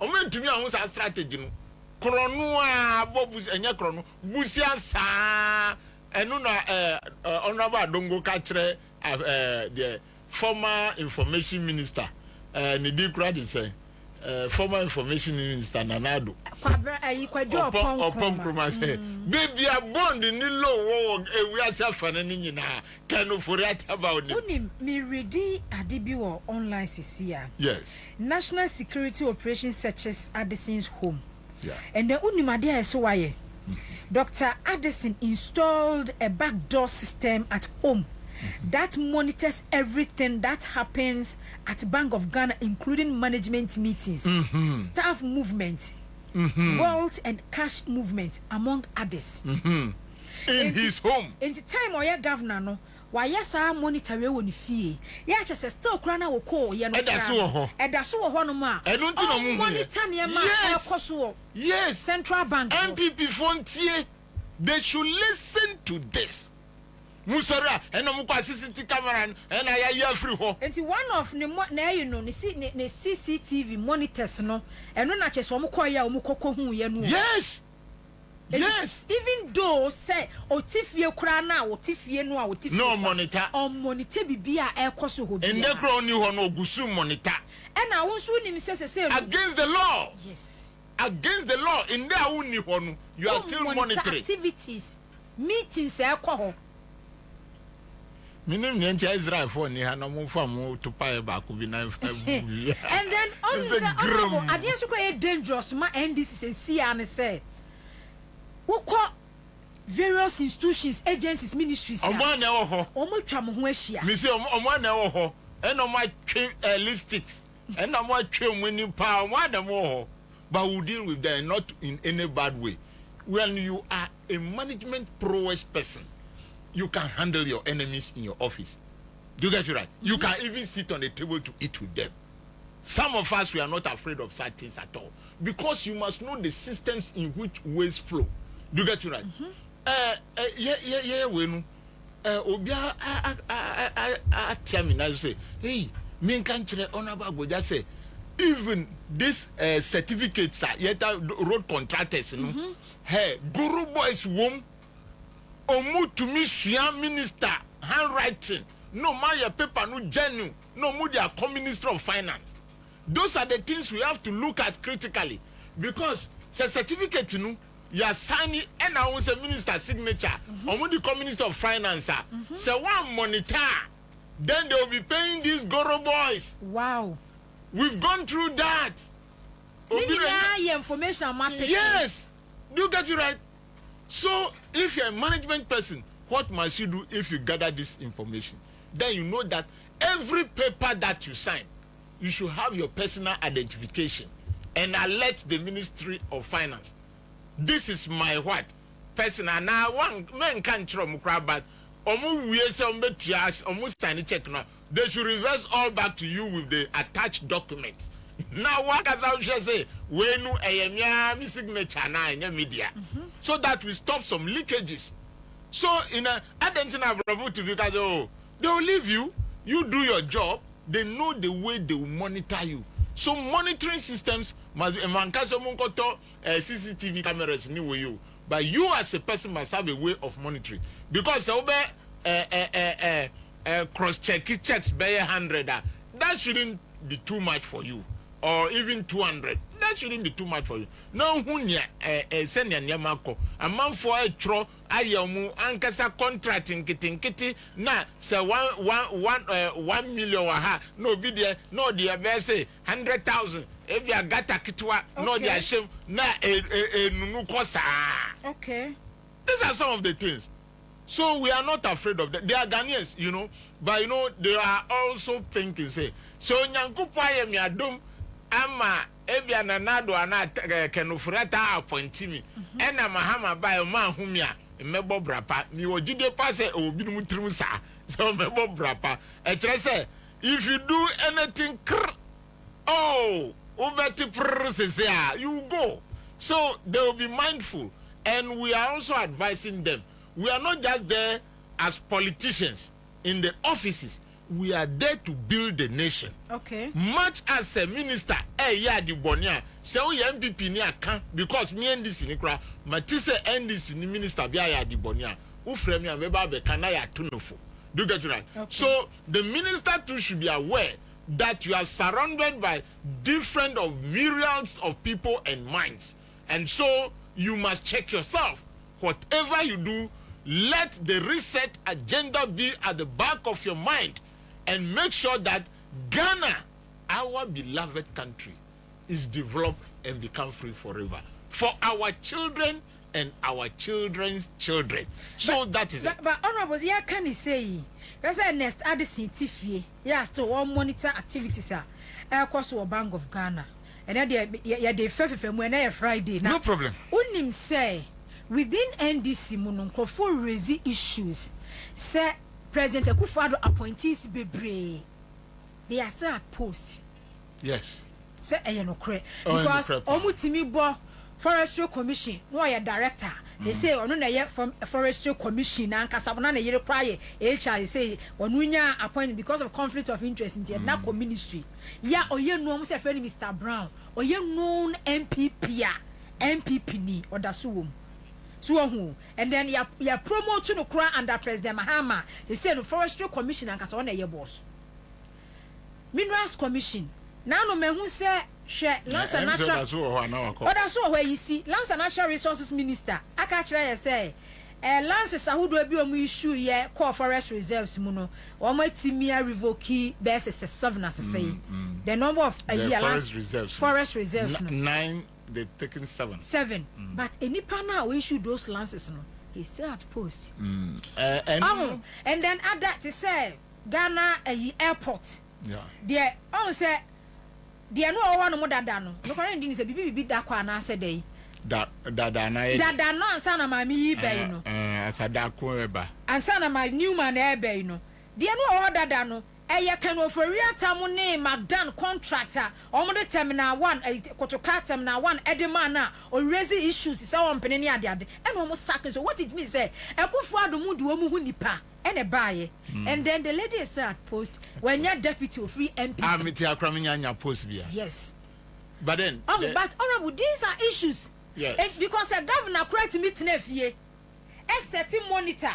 No one monitor so on we jai kwa but on monitor activities ya onu de so onuko but the odaso wom the ono so daso wom minister say we revoke lances a yisi issue ye do issue lances no odaso salary. So what are we trying to achieve? Salary niami hu ni say according say Sevika from anka say o no mu daso o mu ye before uchi before a o pese ho almost the bay in a 2 bay. Okay. And buame because buame na kire me bibi because ye calls and for test list bebre ho for they send me ministry your friends say institutions ahodo no money agencies ahodo and then adia kra the anything e wo mu so kwan so no abu nim say MPP for na nkasa so kra post to social media so. Yeah. Say ayo mo ya crash mo nkrofo bi da so di salary. No me ba me ona bo dia me ba me yi post yi e dia ma. This guy PK Sapon. Hwe. Na no me hu ni post a o che say NDC ni human resource. Ya o mo be appointed to various institutions. because ɛyɛ ne nwanwa sɛ ɛbɛpem saa mmiri no ɔmo nkurɔfoɔ bebree ɛda so wɔ at post. You know, the type of appointment and employment Nanado no, NDC is being so careful with the fact say Obinu cry a year or more, they are not going to employ people. Once they are close ministries be.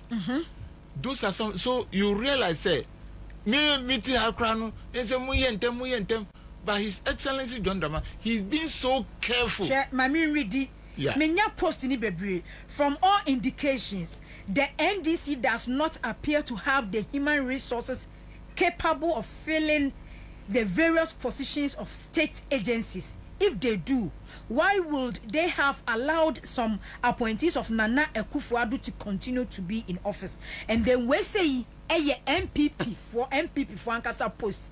Meti me ready bebre acho, but me ready we friend PK sapon non NPP new. Ohima, it is a trap. Okay. It is a trap. Do you get it right? Okay. Time yepam NPP phone. Dear na the PK sapon ebekai. Waba beka say nti oma munko. One can. But what did Afenyo Ken Ade say? Omusi Mahama saking Crawford onipa oba say oba beye 24-hour economy onu mum na saking Crawford. What does this man say as at that time? Wakaza a trap. You see, as a politician, hey, you bet to me as soon as Fidel Bebre and showed you now Kosheba Kuma and Nunedu Beko. A group of MPP people are telling you that you don't have human resource. Now, that person should give us baby an MPP for a one omudosu omuwo at post no. He should give the list to us. But my ball list ni be actual. No. Nipa wa body no. Makachre say tise no. It came up. Okay. It came up and you say yanka hufi. Okay. So president is aware that person is there. Okay. And then Makachre say dibeye ne tubeyi. Okay. Galamsey abeye problem. Okay. Nienti awaye no sa and the type of licenses a man. I say o prove and san obeko. Say man for visit. Okay. Adam pare onko. Say wa konne. Okay. Intinu he will go. But you know, and na friend debriefing. And so debriefing nipa no more all the informations and san okacha say who dey Kofi. They go. And another strategy too is that some akacha say releases no enyambai enyesa. Now, so what can the government do? Nipa obinmuti was a min ko we say min ko minua ye authorize bank say openya oti ha e Nanado appointee no ni signature by check so a may release it then obey. There are several ways into the MPP omuka say you need human resource no ye will be pa even one person in NDC is equals to 10 per the record they left. Let me tell you, one appointee of NDC obetumia ye juma MPP for doctors 10 and I gave you a practical example of a two-forcing strategy of taking the decision. Say, let us take off the e-levy, let us take off the COVID fund, let us take the betting tax off, so that our people can make big good business and make good money. And then let us go for the what? The tax refund amount. Wanyan Wakruma, MPP first Tikanu Mujina to Ayampianina, or Mutumi Husanyans no Kachaka no Furata. And yan one is a Chingana for Muja, who business kita uton kache krana ye Jew tax, ye Jew bibia. They brought in the excise tax, a government that brought 1D1F, one district, one factory, to allow Ghanaians to open factories. No, oh, we no, who said the tax the Tiomoso. Now, number one thing that can collapse a business is excessive tax. It's excessive tax because no, all say uto say uto bottle water, sticker be that so. That is the excise tax. That sticker no, excessive uto. And that you know, top bottle drink. Yes. First stamp. nanka eni so. Yes, tax stamp. First nanka eni so. Omuna, that is the excise duty. Yeah, unim say importer be or no import drinks nomni ade. Yeah. Or senanama. sebe ya o container ba be si habo yes what you would eat here wie ye be dwiri wo drinks nyina gu form yes was ni e bi pie na bi say drinks ni bi ho no na bi abro ni be oh was it tax stamp was it where you man yes you container their mouth container abesi yes na tax stamp nti what you will be I say you na counting na inform yes obi contract that is what it means. That is what it means. Why won't we allow Ghanaians to make money? Look, me galam say, senya senka ye no kwam, senya say koko, senya say nsua. Ghanaian must make money from the soil of Ghana. Yen to me nkonya sika free Togo asase so. So our brothers and sisters amuye galam say no. Enye say His Excellency John Dramani Mahama. Enye say ompemo asemo, but much as you want to do business and make money, the water must be clean for the poor farmer to drink, for the poor farmer to use to spray chemicals on his crops. That is why we are doing this. And so the new strategy Airbus is saying, oh, we see Friday until you see the new minister is adopting a bottom-up approach. When you talk about bottom-up approach in management, a church say one no multi a crassi form horn say become fraud or more decision no as affecting anybody who enters their land to do what mining. Hitherto, the Ministry of Lands ever approval license and yes sir, Mineral Commission approval license. According to say 3 ministries. Dugaja nipa no fa license no eno no say mikroma no wa tunya excavators no their question ohini onim hu fe. Do get you right. Now they say before you can get license, the chief of the land, the area must be aware and give approval. Say unkonko say asase announce you. The district chief executive no and no mom na be the most difficult task for them. Because His Excellency, any minister, say about district and now municipal. Who say, ye two galam say, say near ma or you, the district chief executive or municipal chief executive, no, they are showing you the way. You will be sacked. You will be sacked. In that way, nobody will say, Obia better ni hoso. That is what Honorable Amakofibua the bottom-up approach, not top-down. Obesani license bibia wakra na nipa no egi license wakra edeko. So let us all put our hands on deck and push near NDC for ASSN no etie for Misramu. We are coming to suffer. You look at the debt. When are we going to finish paying? 4 years we can't finish this debt, but at the same time we've made promises. Honorable, what's it there? Debt and another. Who is coming to suffer? The NDC. Okay. The NDC is coming, but voter there, Okachane say he's coming to suffer. No, that is what I'm saying. That the NDC is coming to suffer because NDC has to pay them. At the same time, NDC has to fulfill promises, and that fulfillment of promises goes to every Ghanaian. Do you get it right? It is a one boy William Belter. You cannot sacrifice to fulfill your promises. And that is what I call sufferings of the NDC. Do you see that His Excellency John Dramani Mahama no say no ahead we're collapsing about 23 ministries. And yes, sir.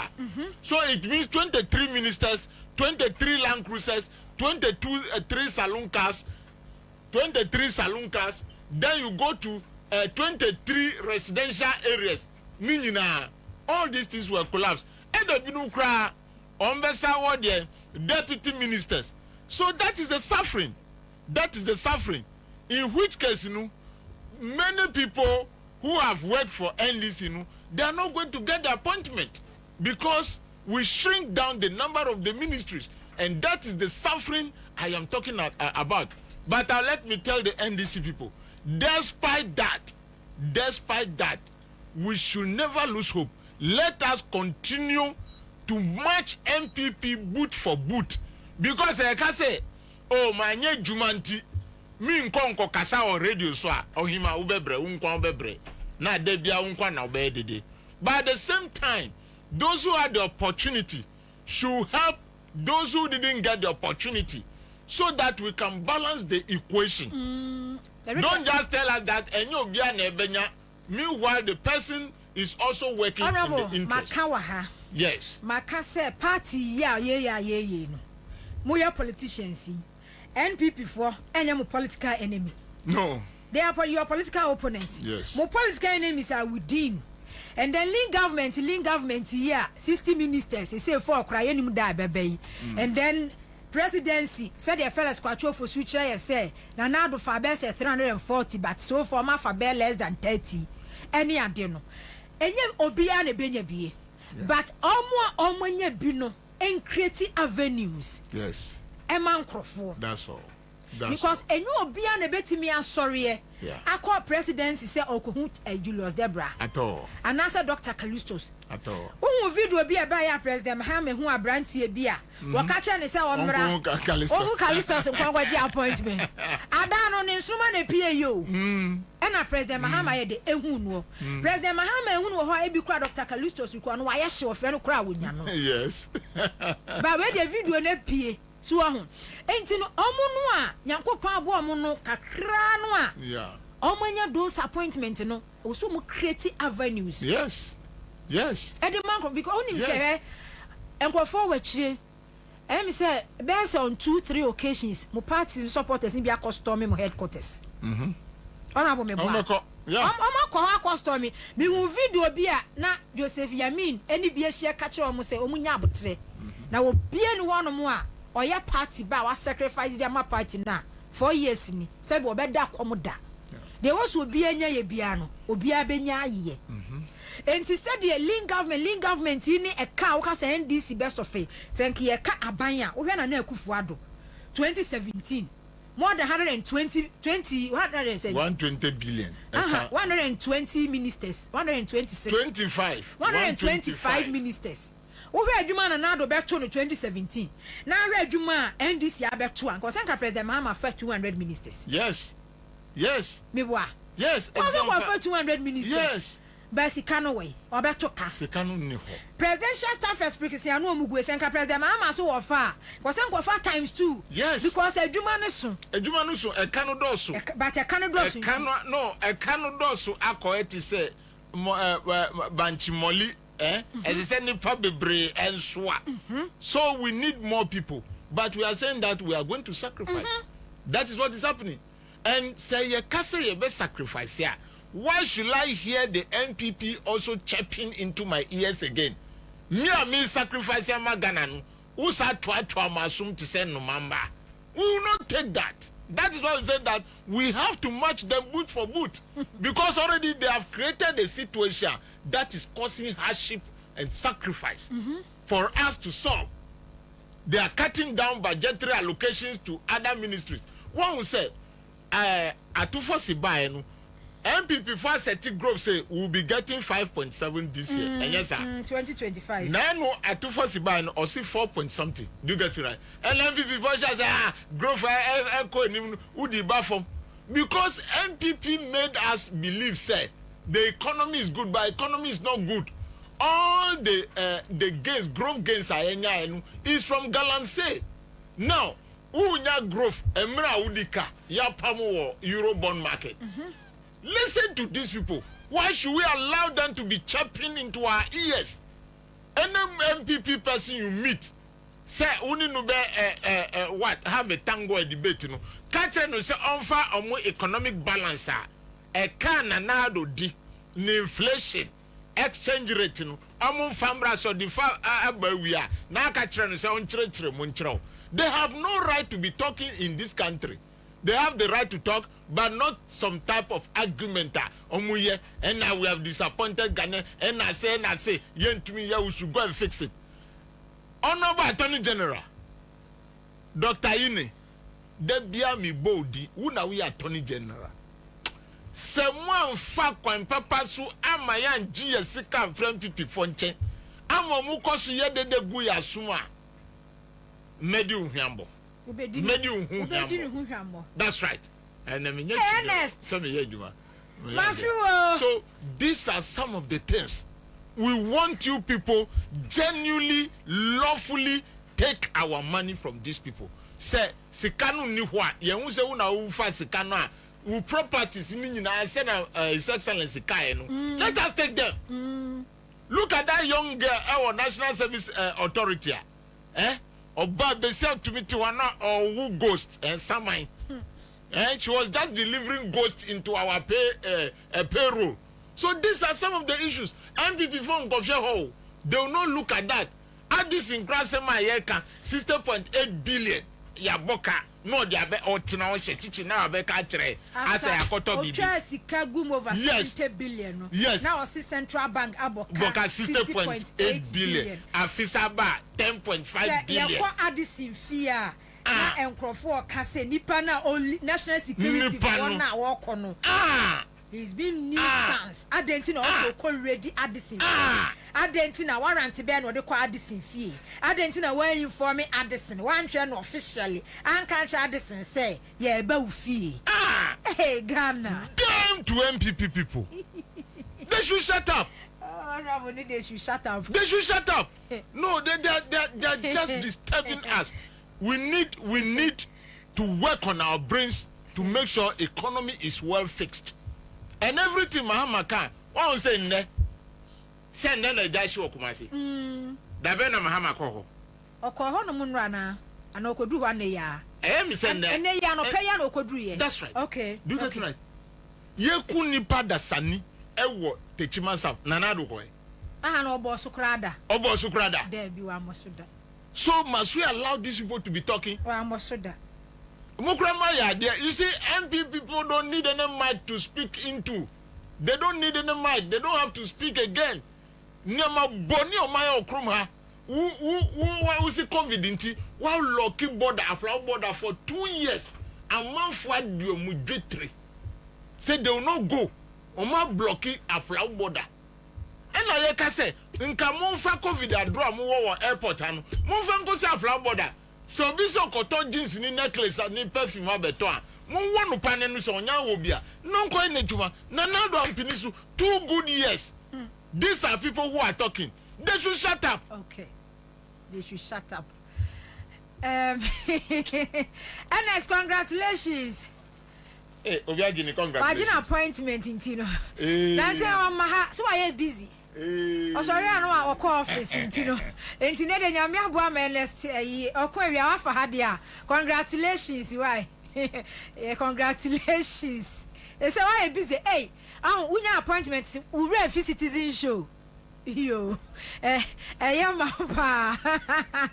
Yamapa. Remember, come Obianya VPO. Like, I know to opposition. Mobile power, we have appointment. Why busy? And ye whom baby. Okay, Mama make videos, you know. Since Lands and Natural Resources Minister, ATC, you know. Site Bia Ebeko Biano. Yachi Ghana for China. Site Bia Honorable Emmanuel Amaboa Ebeko Biano. Yachi Ghana for China for. And so China country no and will be feeling memoir baho. Yes, sir. Honorable Yachiwa. Yebeku, okay, video nini. Kwame Sandu. Video no any video way. Maybe baby kura. Last week.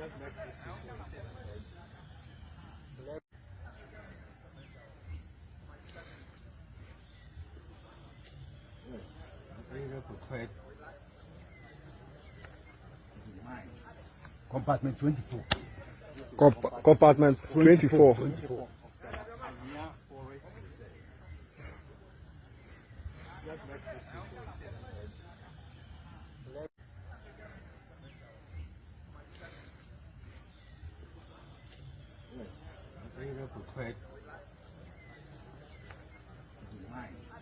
Compartment 24.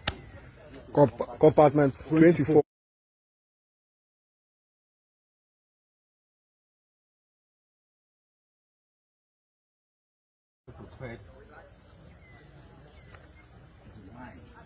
Compartment 24. Compartment 24.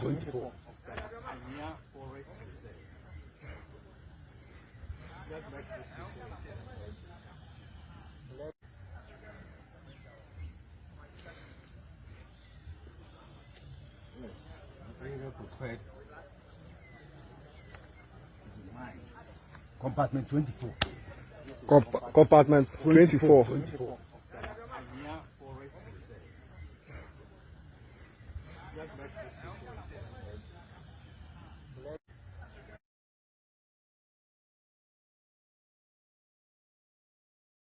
Forest mu.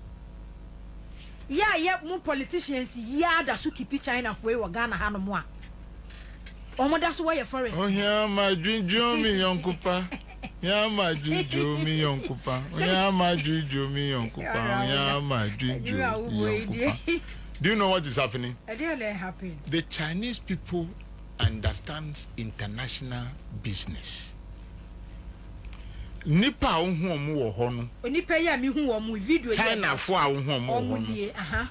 Se u tracy sa we will say some are being sponsored by their gurus in China. Okay. So they are on a mission. Not just say Ghana for na nkasa. Our laws are so loose. Yes. Not just say honorable because they partner with them. Ghana for na nkasa partners war China. Yes, yes. You see, but in Kenya semboni say ye be partner a Ghanaian na ye business. But in Marabe na ye Ghana for ye partner with them no. Ye disu say mini akwai ebe two from or the excavators mienu beba or the dumper beba or the say beba amaya to go no. At the end of the day no die na wo mi Ghana ni trimu say mebo masase ho ban because ohima gold a ye tu kwa after 10 years ebesa ba o ebi kura endru ebesa ba obi kura si nyoma tu sese kura no according to say now that they've losing the soil usa cause say you get more gold than the people who went in first. Not just say videos in the doors, but yes. my send you other pictures and so on. And no crowd here, almost 7. We no crowd here, and also Western region, Honomwa available, and a Kango, and no what evaluate a Jomoro, evaluate Jomoro, Jira district. And the honorable share, who share, where the crowd almost 7. Yes. China for 7. They are serious people. A Chinese came to this town. You see, I've started with one. Some their gurus have sent them, like Ashan one. Onukra to betra say me name some so that's one or jail. You see, and then they'll bring in their people to come and continue the what? The bad business. Intinu obinu so ohososo a ono enye obi anesuma no wanya ni plane fare plane ticket sika ena odi baaye ena obeka Ghana for ho ena omu ye business bonia ese ya sasi ese ye nsuo ese ye koko ese ye banchi ese ya abro. So the honors lies with us as Ghanaians. Say, what can we do to ensure, say, even if we have people coming from foreign countries to come and do business here, we protect our environment. Madam, you see, Ghana ni onya ni sika. Na ye frey amane man frey at the four. But muma ye pesika no wo kwan paso. E kire say after 100 years no ye nipa bebra ya ye kita 50 years say 47 ni 50 something. By 50 another 50 years nyina ye beko. But we must protect the environment. That is what is very, very important. Intinu you can't go and do it in China. Ghana for China, they will not even allow you to go into their factories. You must meet the intermediaries who are going to buy from factory and sell to you. But why are we sending Chinese into our forest? That is a question we should be asking ourselves and thinking of how we can protect. So, Honorable Ama Kofi Bua, MPP for say, oh, and our kofa NDC for branch executives and our training. My question me bisa say NDC for branch executives omu ye Togo for. Ana omu free Burkina Faso. So train them. San nipa wa mu training sese kra no MPP for wom. because you cannot go into a community 400 nipa who training no NDC for. It can never happen. So train them, let them support the clarion call to protect our environment, to save the water bodies. Let them support, give them stipend, so that they will not be in those communities. Na ekom esa ediom. We have a job to do, and we have a job to do as a nation. Juma de mu obi yo. There will be power. Bravo. Juma de we say evaluate dra de na me de ato so no. Hwe China for no we omo ye 7. Any excavators omo de ye adwuma. We no omo ye bako 7. Omo ne Ghana for. Nipa 7. Nipa China for 7 no. And omo what that empatamu forest reserve nim. And omo ye adwuma a che say minister team no etimi akọ omo so a. Ense say no one of them person bisa ne say the issue lances no. Sinu na ebo minister amena penkrofo we ya na asese. And nothing I make say now the new approach is a bottom up approach. Sinu mo adopt top down approach. Say Ghana ni na ebe call AEC office akoka twi tio. Na wa G license. Do you get it right? O G license no we no. Ghana ni a oko G license no oni sika ni financier Chinese. Do you get it right? And the financier Chinese no or see my minia 5 no enka we hu na mu nyina mu ye adwuma se na adwuma no be koso. Do you get it right? So that is what is happening. That is what is happening because my own people. Yes. Wo hwe one of them pictures no hwe. Wo hwe o mo a hu say we mu hwe we dey penimfo pa China from penimfo pa. Yes.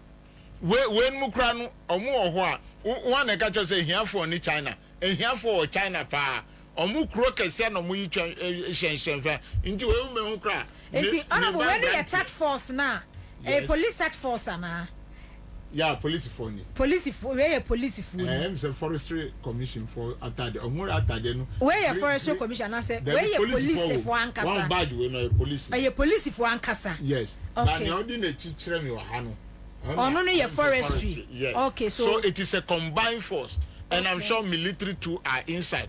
I heard a news item like that.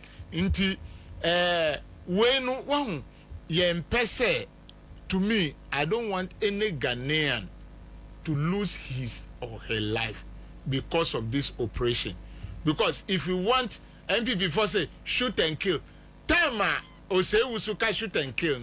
Oma pinisu. And then we got say MPP for no omunam krom ha no mu kitamfide on who send this in ba no dia fide to in a form of say or catch say ye bibi na ade we stop.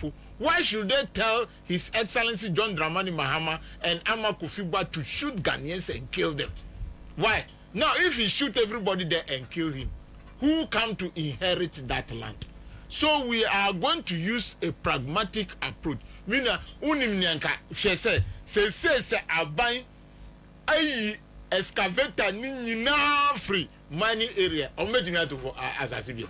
They cannot do it. They will use shovel and pickers and no to me fan consensus. Say no honorable the iron say there was some mining activities bia ekobia for now no ye halti bibia equipment ni bibia e was say ye withdraw ye free either say ye forest and I say ye forest baby will be no na as a mine ye tenase ni ye strategize ye planning because South Africa etimia ye amana ye enfan say omo forest reserves omo river bodies ni environment dia yes ye betimia ye ne sa since ene minister ebeko forest reserve we say mu now I call all the police, military, and then forestry joint force. No, Albawurem. Now all my quack or yet your person more or more. Now almost 300 more near ye. Then for Frasa quack see actually. As I quack ye. No, yes, somewhere any say. With this industrial business, much as it is bad, it contributes to the economic activities of the nation. And when we read budget and all these things, revenue, we catch us say, Nana do no grow for more canning every galamsey the dodo. But then we want to put things in the right perspective because Kayo Ohima, the number of Ghanaians who are involved in this business, if you stop it till they eat, obinwa tomuko kwa fum, intinu. Well, almost say the law must moving and closing up with them. According to say in Crania, Yemfano, just example. You guide them to form a line. And the honorable so be a Tony Coco Fua. Now they say, no, what did Dimwana make us say? I was set mining activities be for now, ye halted. Now, almost said, dear, Yati committee near Dino. You're planning the way forward.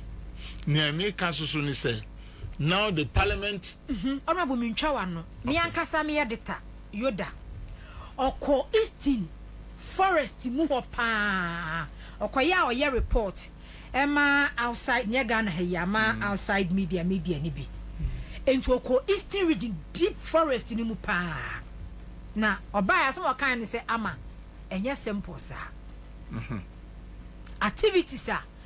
Komu wo Eastern region mu hono mono enye cha say enye simple sa se police fo be wram soldier fo be wram ena wodo omo kwa omo be free ho soldier ni no police fo no mu be free ho mu free ho a they will go back. No, how do they go back? Okay. What do they use to do the mining? Okay, you must learn to disarm people. It's disarmament. Ukwa nipa no beko, is that not it? Now, se nipa no kwa edie no di ejuma. Enye excavator. So the focus should be that operation remove every excavator from the bush. and I make a see and be and free home. You get it right. When you remove it, they may do the galamsey still, but it will be on a very lesser scale. Because I'm be there on my 12. Distraction ebe form. Excavator no na your problem. Excavator jumo betumi aye ananjo back no. And you can't just imagine. Why can't we do this? Ba mi ankoto drone. Drone no he. Now, if it is forest cover daytime nipa no, this surveillance plane SSN juma in the night, because those who will be mining by all means they will use light in the night. Is that not it? So you can locate them. It is a tedious job, but we must do it. According to Session on Pompobo baby, but still, as I said, unanti. On him, no. Some Pompobo baby. A tia unanti, but a sister unanti. So it is a difficult job, I agree. But we must learn disarmament. One say, Akodabi Wofia, or ball glass, bing, catch no, or on tia. Uji ball no better than a man for the besides identity we and Kodasa, yes, sir. Akodano Kodana, and you are not for ball, Nasi. I did share of besides who ball. Do get you right. So you find a way to solve the problem. We shouldn't say it is so be catch say it is difficult as a nation. Do you agree? Do you agree we have soldiers here? Do you agree? We shouldn't. The only thing we couldn't do is that we couldn't develop our mental strategy to stop the problem. Na so soldiers here na President Akufo-Addo onu ankasa de the presidency to soldiers here na eti wo mu. How did they deploy them? Do you get right? How did they deploy them? Now in these lucrative areas, who the soldier call what? As a human being and the president, you should know that that person on yasikano obefobi enyesa. So you shift them unexpectedly. Obianko ho enkotena more than 1 week. Okay. Do you get it right? Okay. Don't stay there more than 1 week. Urani omu. In some cases, krano one omunti baby omuko kasano. Amu no mu di be ko ho. Now they are before call north. Omuka said north so mu ye galamsey. So you see, what did even God do in the Bible to stop the Tower of Babel building? Ade ni nyina ne say. Wasisa kasa. Ade ni nyina ne say. Honorable. Enkrofo no mo send omo do omo koe no. Omo send omo so mo ko protect omo enkrofo mo ye mining activities. No, enye say omo say in those days. Ye ni ya no mo na yi environmental minister for yes. Ebe ka chere say Jubilee House na nkasa no involved in this. Yes. And you know, omu creative bibi say ya to Operation Vanguard, ya to Operation Day, Galam stop. No money adi adi nyina no ya ko stop mining. But time ya to drone. Drone no cry who scan na how many $1 million? $3 million. $3 million. Time no cry. Esa me account we ni nyina o. Okwa ya be ka chem say mu ye new sans we Ghana ha o. Okwa ka ho asem say be ka say mu you are becoming on government in power. You cannot be in power and then you accept the tag of nuisance. Not at all. Now, Ohima, that was yesterday. TMU, that was yesterday. Yati Galam stop me winning in Anu. That was yesterday. You get me right. Because time I take Galam stop. No, Ohima. Yes, I'm saying that was yesterday. We've learned something from it. Say, Galam stop anye juma. Operation there anye juma. So now you come back to the boardroom. What to be the next strategy? One say Makacho say, now having known say, if you go there, you will be tempted. According to say, temptation, any nipa, Adam ni apple, any na galam say juma wayo. So the people when you send them there, you change them. You look for their results. How many have you been able to stop? Do you get right? Don't leave the person there. Me want parliament no. Now many honorable Kennedy Japan na committee so. Or see soldier for the police for ban in check mpese min cooperation gallons. And no be some say dey cry na ho. So you realize that the intention is that no mami susu min konkobo mu by na me nya gold. So now therefore you don't leave those people there more than 1 week. You go Monday, you come back on Friday. Do you get it right? And you let them know that any report, aftermath report, I ebenya frusunu, you be demoted. We can stop these people. Why should a nation say that people who are doing galamsey in a wrong way, we can't stop them? Then the nation stops to exist. The nation stops to exist if we say we cannot stop them.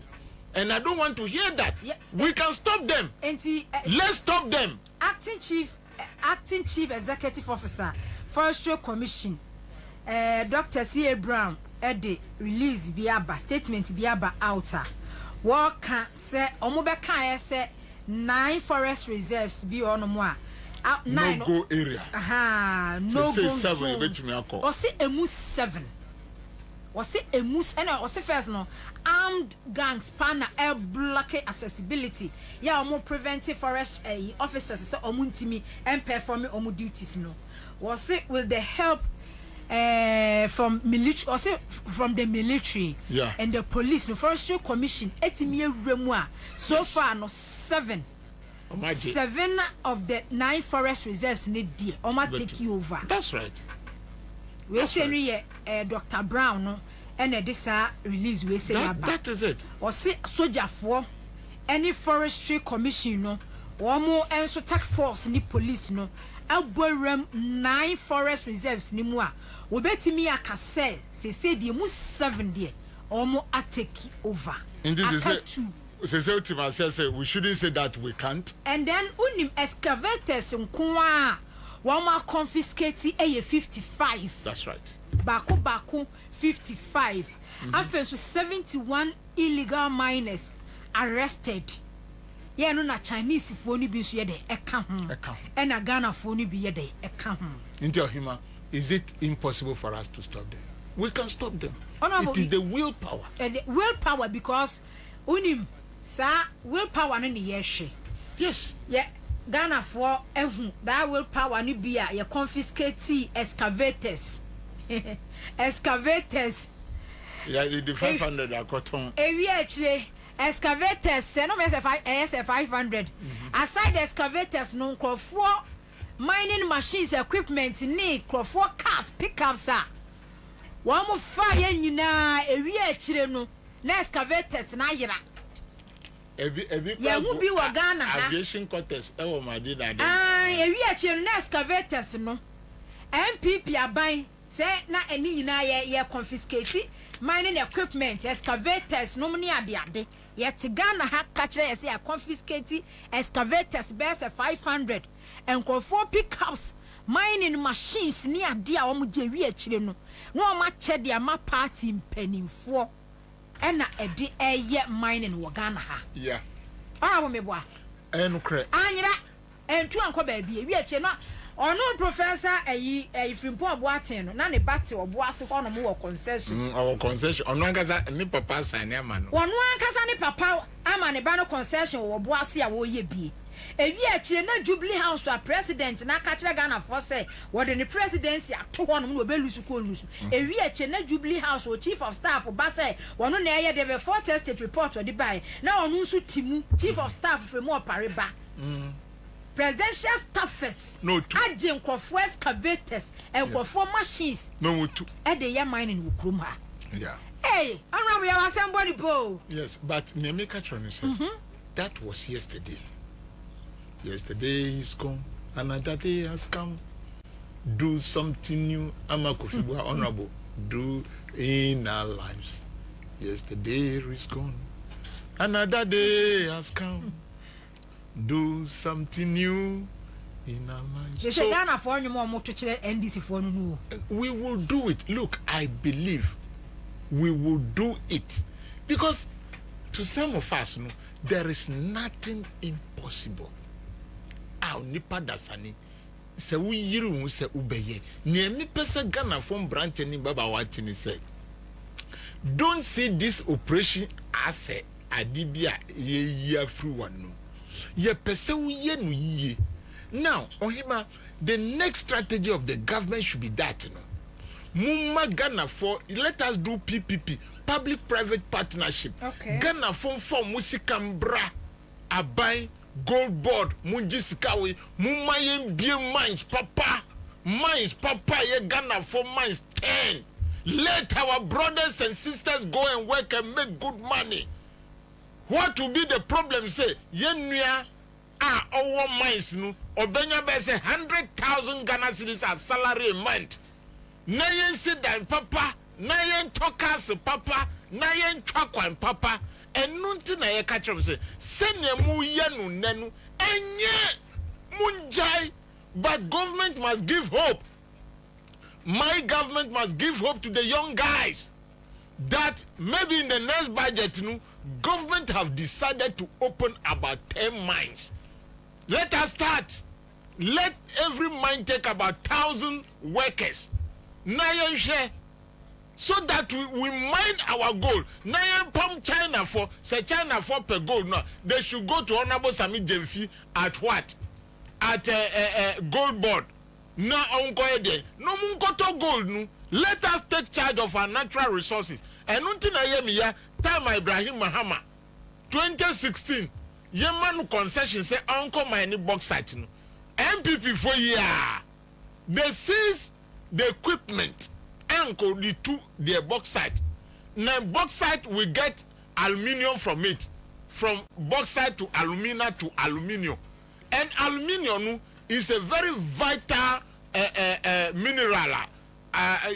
Yet to me the rapid and one koto papa anyway na enye aluminium foil muna yedi foil because it does not poison food, and then it goes into electronics, and then it goes into vehicles. Let us turn our education even into these natural resources. Say ukoka university say humanities in kwanomuye administration. The center of science anka yemfanye sanyama yejayo. Okay. And we must look at that. The strategy should not just be one. Oh, ye omu free room. Now ye planning omu future. Now ye planning the business. Now ye planning reforestation. You see, when are they launching it in Kumasi? Maun said the regional minister Amakufibua. They are launching reforestation. Do you get it right? So these are the things we should be doing. Let no Ghanaians think that the NDC government hates you. And the government too, we want to show, or we must show leadership in terms of Adibia and Sidano. Because Atuabo gas no Abrafu nebeyemai. And ye yangaza na ye Atuabo gas. Okay. So if we are able to get our gas and build Atuabo gas, why can't we mine our diamond? Why can't you mine our gold in a proper way?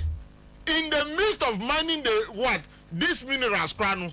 Let us be growing what? Sweet potato, maize around. That shows that we are planning for the children or the future of this country. Okay. It is not just about sucking the people. Mr. Honorable Amakufibua, other strategies I say we utilize the land and send on Yankupombe Freno. Let us do it. Okay. Your Honorable, yeah, the Asidama Tabia Herbal Center, no Papa would just Tabia Herbal Misha, will be a malaria fever, Hunam Biamuya, ya Wadruni, ya Tabia Herbal Council, a dear near team, which Wadruni. Ghana baby, a tone will be an Tabia Herbal Misha, Tabia Herbal Council, will be near Beato, Kashi Drackley and Doso Pumuho, will be to me a friend 0243 686861, 0243 686861.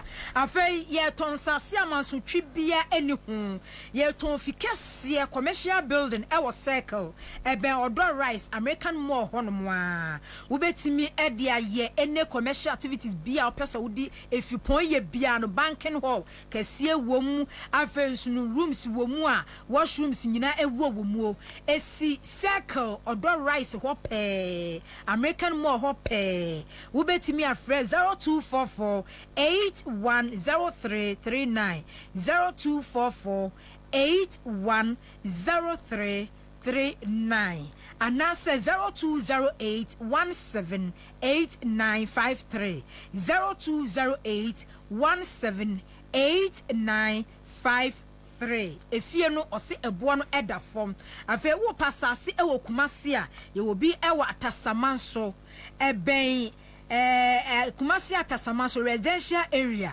a headline educational complex, Mazayo Hospital. Mr. Wabia Wania Bra will pass us see what Kumasi Kronfi Atono.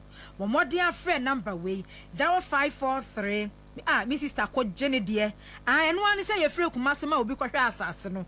And to Unsubet me and Frobinu Akoshe. Now I send this kind straight at the Ama Assassi 0549 4364 42 0549 436442 baga fana mo frefre me mi ti so ama mo biem 0549 436442 afei energy commission yaba power yaba power energy commission set men kan kire mo say omo a registration portal May June 2025 certified electrical wiring professional examinations no baso into nso betimi edo ho ahyem wo kwakotwere na wo pass ya wo dem energy commission say ono obeye adwuma ya ebeboa wo papa into wo ka kire Ghana fo nyina da set registration portal no ma be May June 2025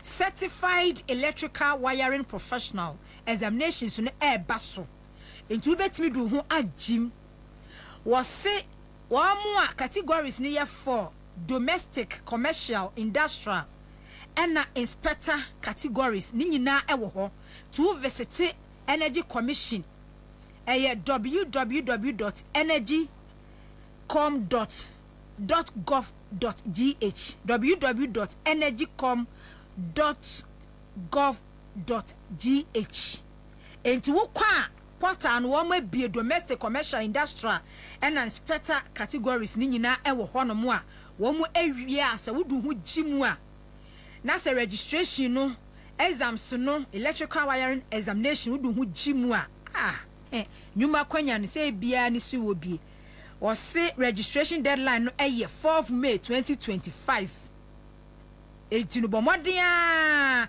na ba bia obi afa telephone number yi wo won kran ya wo betimi afre 0302 938464 0302 938464 kumasenso wo betimi afre 0322 495964 0322 495964 Tamale 0554 057498 0554 057498 Takrade subetimi afre 0248 04 5845 0248 045845 enti energy commission said the mu ankasa no ho electrician for no money ade na mo na mu no ubetimi akọ register na exam si imbusa mixture a boost immune system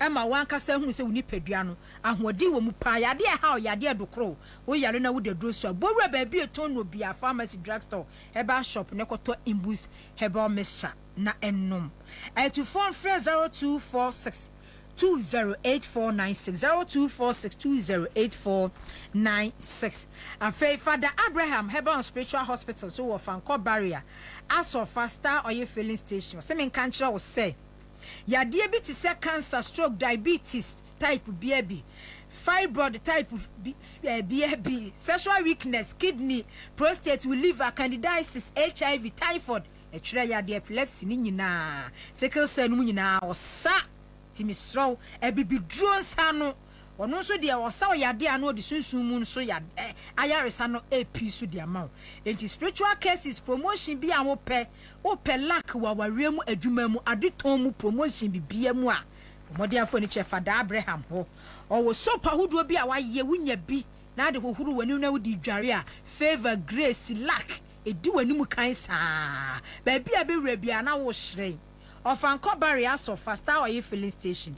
Fre 0244 371695 0244 371695 0559 114122. Betimi afre me 0302208090 0302208090 now so what they were doing na odi aba 0302208090. Hello, first caller. Hello, good evening. Hello, caller, good evening. Good evening, Nana Majako. Yo, Major Soyankwa, why? Medasi, thank you. Medidi, Yima Mikasa Free Momole. Okay, Yima Yanko. Medasi, Mabru Sem Super Nanama. And Rona, honorable kind, because Nanama Yentimi now. Electoral Commission issue but you can say ablekuma anodom prem even quite see a yenti hu fi e wom tem 24 200 na no am say enra meti Dr. Tanko e wo mo sister station ba ko ba me di to honum na wa started that inti manya detail inti yenim but say unim say party no legal team no edi those constituencies no mu di akire say unim Oko Eastern Regional, another pre constituency ni other constituency no. Ebi ena ayi hwan kumini hwatre no parliament. And so no say those constituency mo MPs mo party leadership ni di akire. May I wear okay. Mr. Briefing me kaka akwatia de no. Oda so ko parliament ana say o makura. Ah, ho sam no wo ho nti no de mame to aso. Mate. Enti sene omo anu demu kekeke honorable kabi o sit deputy attorney general Srimsai Srimsai me penisa pa sene o sit omo file evidence no na omo nya move a kona brebre ni ho na say any excuses enti me bonya me paye say evidence ni nyina be ye ntem nana ma because bonya nkofo we ye di o man we a omo nya no e kata no Medase.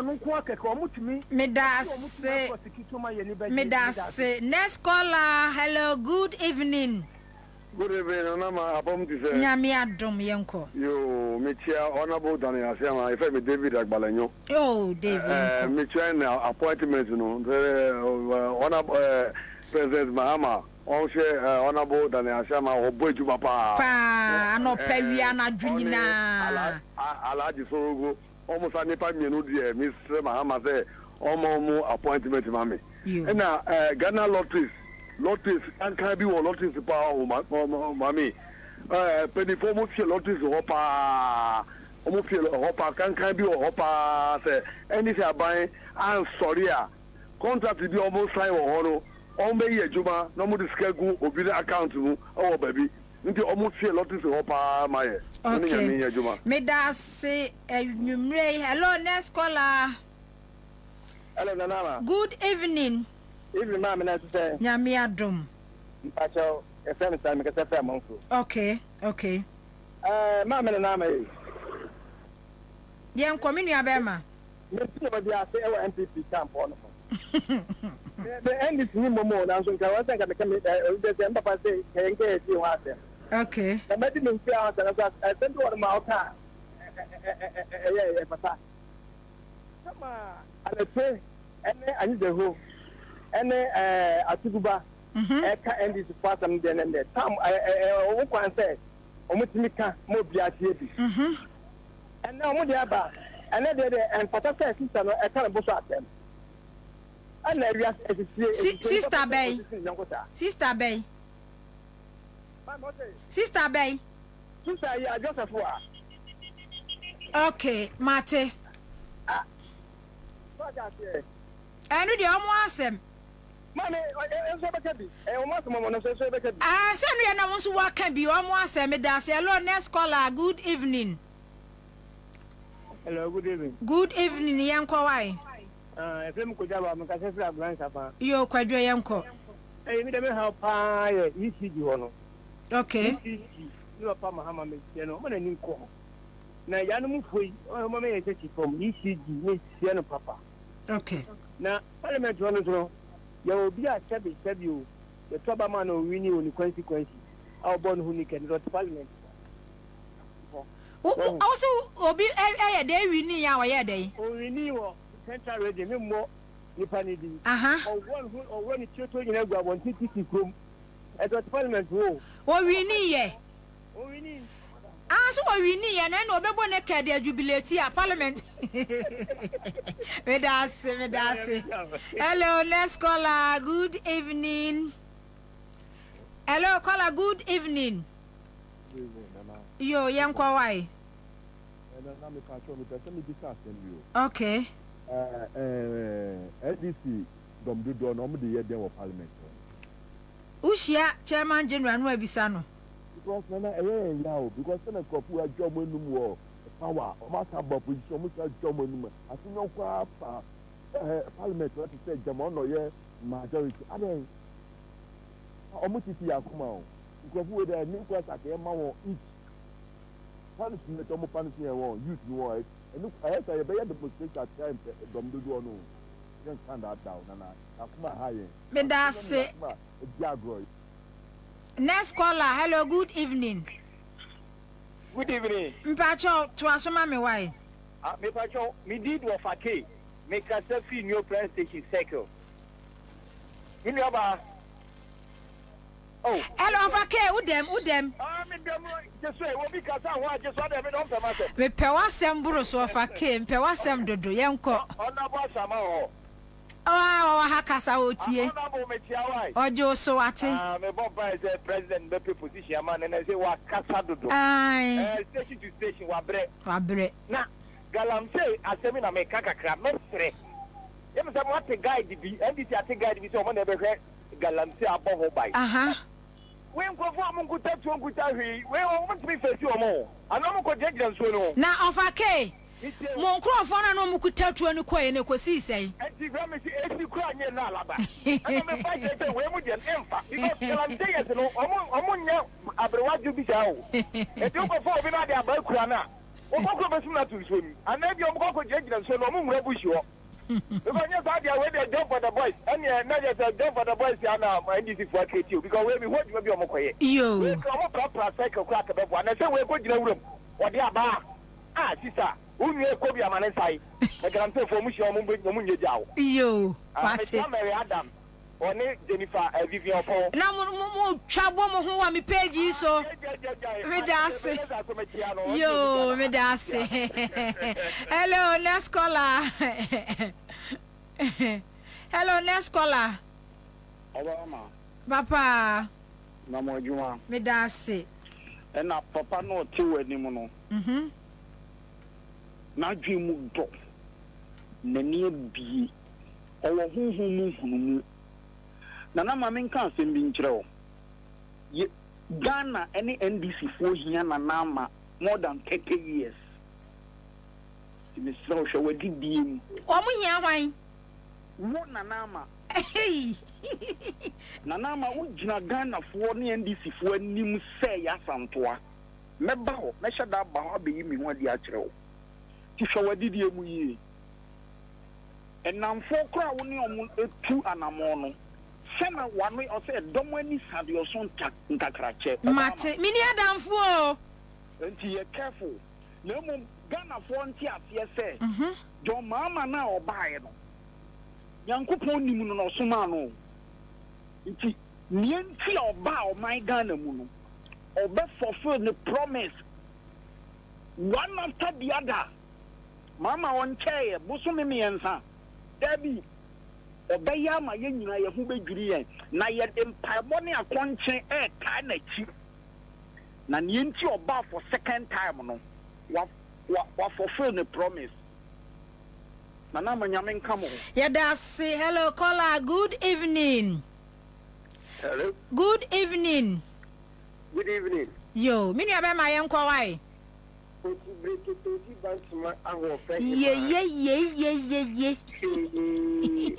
Obasima nana ma ya santoa. Ye, Janfi Francis niye. Mami. We are our last commander. Toto Pati, Masemu Domeko Abenya, Kaifa precisely. Yo, Mate. Mami Yankupon ka onontu wanamosi na onshe wode oma umoma so enye dinche watamfo. Amen. Die oboniye fo na susu afa ho bia no ne poma bebu osugulani. Amen. Yankupon nya wonsi achiba. Amen. Mami uni bibi mami ntia ni senior comrade honorable Ashama Yankupon Shirano. Ni follow no pa na woni ina betre yesi ekonoma no makroma yenyi prebu okwem. Minister John Dramani Mahama, the rain finita, Papa no, or ya be intimate relax. Because a yet day all, or mind be fun into my person, and shall honorable Ashama Crano, on a position, the Ampuno or Hano, no Apunia pressure. Yakupon Beta John Dramani Mahama, Amana Associate, my nooning be. Fankrawe upon your markets for parliament. Miss Serenuada, Ebuno. Walk it center Jana and our cow unprotected. Then yes, I know you're mistake near to see me so Obegania to parliament. Or the young grassroots to flat them, set full soldiers a comedy, they are Korea Anderson, Sika or Nimpaso. Anderson, a cron for, and looking at Nisika cardboard, Moya Mamma de Gumpaso. And only a can want them. But you mean, full soldier, dear me, and Anderson 10,000. Ghana cedis, 10 million Ghana cedis, one like you know what time. A black man, Papa Ben, and almost petition on my back. Debbie, yeah, and Kanko. And you win him. Mature on that side. Mature on that side. They make a question, say, jewelry for what? You're the 10 years. So everything need be an argument say. Oh, well, you are my way, sick, and I don't know about you, your mobile sector. Oh. MPP ni ndi se nya de kro kufa de ka se da chi o me da chi o no chi no muntumi nchi obi a na ma mi di be wie tew se me John Dramani Mahama it min ka se on chesi obi for ahoya na otanti but emra kwanso se abo obi se wa fa Ghana one person na John Dramani Mahama e de ni to afiase amini wu a mani be kama munam na mmom se NDC led John Dramani Mahama and to me prosecute a confirm we move from where we are me the club sacrifice and go forever. Me da say. Hello, next caller. Nanama. Good evening. Good evening. Vacho yankoi. Me the Alex, Mr. Danso. Yo, Alex yanko. Nanama yetio pa. Okay, yadawasi. Adisira ne agmapa we bo my Ghana. Amen. That him bita his essentially say. Mu media for na mabua no. Post no chiche no. Mu ni sak ayi bibiana na. O ma mu bi. Bobie yenti ne kan list we. Wo na ma in person. Yenti mu positive here. His Excellency yesro. Ora ba shama. Sorogo so ho. Nti ye ni da for mo hwe. Na MPP for na yesro mu. Omuta opposition no mu afonyo maki na oso tobo enu ande ye ni na erehwe no na mrepam That's it. Hello, caller. Good evening. Kwame, Pacho, Yankwe. Hello, caller. Good evening. Hello, good evening. Hello. Hey, Kumasi Ashi Papa. Hello, good evening. Good evening, Anama. Me Pacho Yankwa why? But Femi David, me can say no. Yo, Dave Yanko. Nana. Dave. When you say you be on ma, yet you know, you will say FPP for no edisa. Omwedi omina abranka sangasa. Omwedi omina kwesi be 50 years. Enti na ye dinemu pay say NDC beba power. Enti yemu bi on ma, yet say NDC atiwe wa prosecute no. Ordinary court. Why say na say bia ni nyama kwa boni properties and ebe so say yedia e wo say yedi because by yedi na ye hu sa ni mana na ya che kutibwati ni din say ni din yaten she kutibwati ni ojina sorry dem ekika so no obi atimi nya ni hwe onye obi bi obi be ni bi ga on throw bia na uti sa di pa we di o man abro National Cathedral $58 million. Na say no be gina radio so na so be gina media so ka say obia timi nya ni hwe because only obia ka na say sa di pa we da so eti honum no ye dropa na ye mu bi won ma ye sha ya nti abetro o mampeni mama say onyire no na sa nkrofo no nyina on pro mu nyina say enu na ye se a ebe ye de na me da say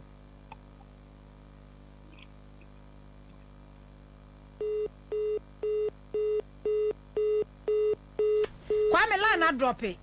Afen waba. Okay. Ebushon for me kwa Ashanti region. Me ni assistant divisional officer Eddie Emma PRO department Ghana National Fire Service Ashanti regionalist King Nate. Kwa twetwe nkomodi afa ene atorenchem kase asi wa Ashanti region no Obani anwumre ma adwe. Yemi o na me national headquarters. Oh, national. Oh, okay.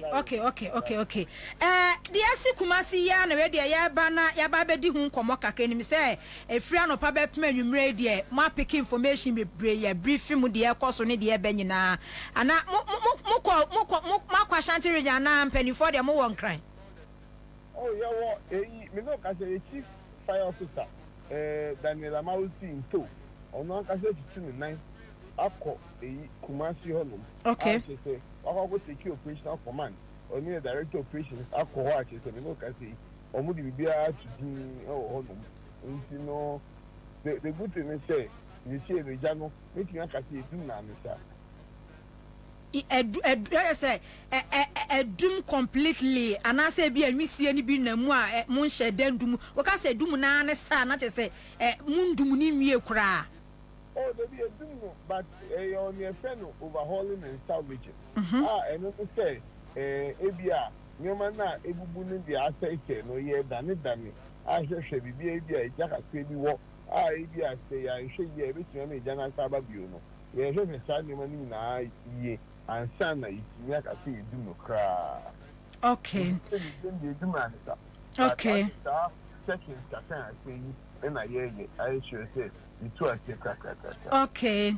Enti senia wo kan se mu pani pa kwa akodu Kumasi a wakwa team e wo ho no mu no a wo mu gina wo na so fa no pa e ko ka e say be ka say be e too early a betimi edited e wo say we ya na so betimi a pick e ye free as to and ko dia sa fire is going to be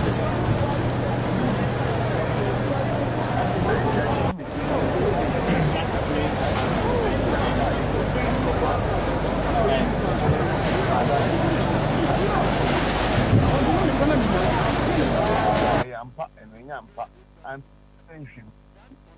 in the other my correct investigation and mom. Openu se eba se yeja timemufuo na adwadifuo na omusu na omu bosobo na omu ka ye video bi a ma mi dwadini ni nsaguniti a wo su e kan se yete Ghana ha se ya fire service for eni akade te se helicopter e bi a high rise building story building bi to so na ja to so a ye betimi ede adum no fire service for koduru ho afa na ye plan kwan be fa so a ye bedu so adum eja no wo hwe de wi a fire no incident na escalate ye na wo betimi aka se mo nkrofo no koduru ho no mo no ba bi eja ni fi ase ni ntino ema ekon ni mu ye den meka se na nkrofo no ahehwe no nyoma onze ja eyi you sure that okay ya dia obe so do car ebe drive ya fa it because of congestion because say me face mo me park me car obi ni na mananti akọ because ya ku e go do and say bit me do be eja no hye no kra no nipa bo na ehia eyi ko fa park ko kwan ho kwan a ebe no moto crampo na ebe tinya fem campo ntimi fem na mpo say fire tender ke tie ebe fem e na ebi how can see na maye nti no accessibility ya yekin over no to ko tutu bi ewo sa ebi ko na obia na tete obi de store esio and obi apaki ne ma wo no se odi ehitwa so na emwa nti na eye accessibility problem ma yen ya store su de bi no omo abronsan ta no be one way in one way out nti no baby kan ni ono mo a obetimi afa ebi ana bebi a ibetimi afa akọ no ohokra na eja no fs obe no afa ohokra no etimi akọ nja obi shop obe na say padlock be 5-6 na ebo ano se eja no ehyi wo na be so okodi udumeja no e wo the shop mu kra na unya fine ana o dem obe sen we na wo bu ni ja no na no e high agin into no ka yeah that mean high takra. Okay. Ma recording any casualties. Ebinu me pra wo bibi saasi. Enti ye officers ndi na omudu nja no ebimu epepra kakra ba enya ade a ehu sa eja ekejuma. Asa mo officers ni bi na omo ho aka. Ba chwani ba enya ade a ehu. Enya ade a ehu sa. Eja ni bia ahyehye wo mo.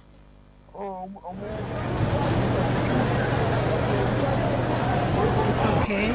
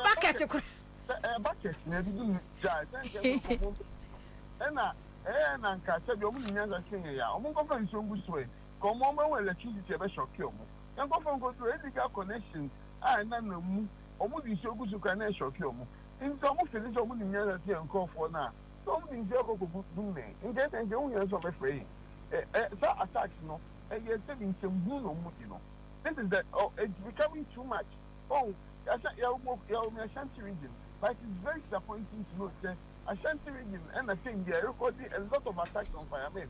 Minima the country of Moncomo, yes, sir. Yes, I say, one penny for to a area, how no one can make me say a job. Instead of there, I'm going to go for a good service. Now, I'm sorry, but it's not fair. So much to go Moncro video in here. Hey, and I'm Moncro for any dear see a new horse. Oh, and maybe he has said you do Jano. Now, money and Kunka. It's made to Jano. And that's a moon there, or maybe a moon type. In the other, that your moon started in your macram. Okay. I was opening my now. I see. We say a assistant divisional officer, less King Nate or no a okay. Opening now. I see. PRO department Ghana National Fire Service na just say anti video no ena Kwame sound wom ye bia tum ye pon wan sabat just say Kumasi hia no nya story building ba kwa asemu edum ho stores no amabobo no ho nyina just say nkofo tonton phones no ko ne die kwa saase da house kwan no so ho no mo no akọ Mahama just say baby Mahama yes overhead no eno foot bridge ya de ekuro mu de bibia overhead yo ye bank na mo bro for foot bridge Kumasi en ka foot bridge ye ko overhead ye ka ayi cars no ko ayi mo na sound wo mu aho okay head yo mo na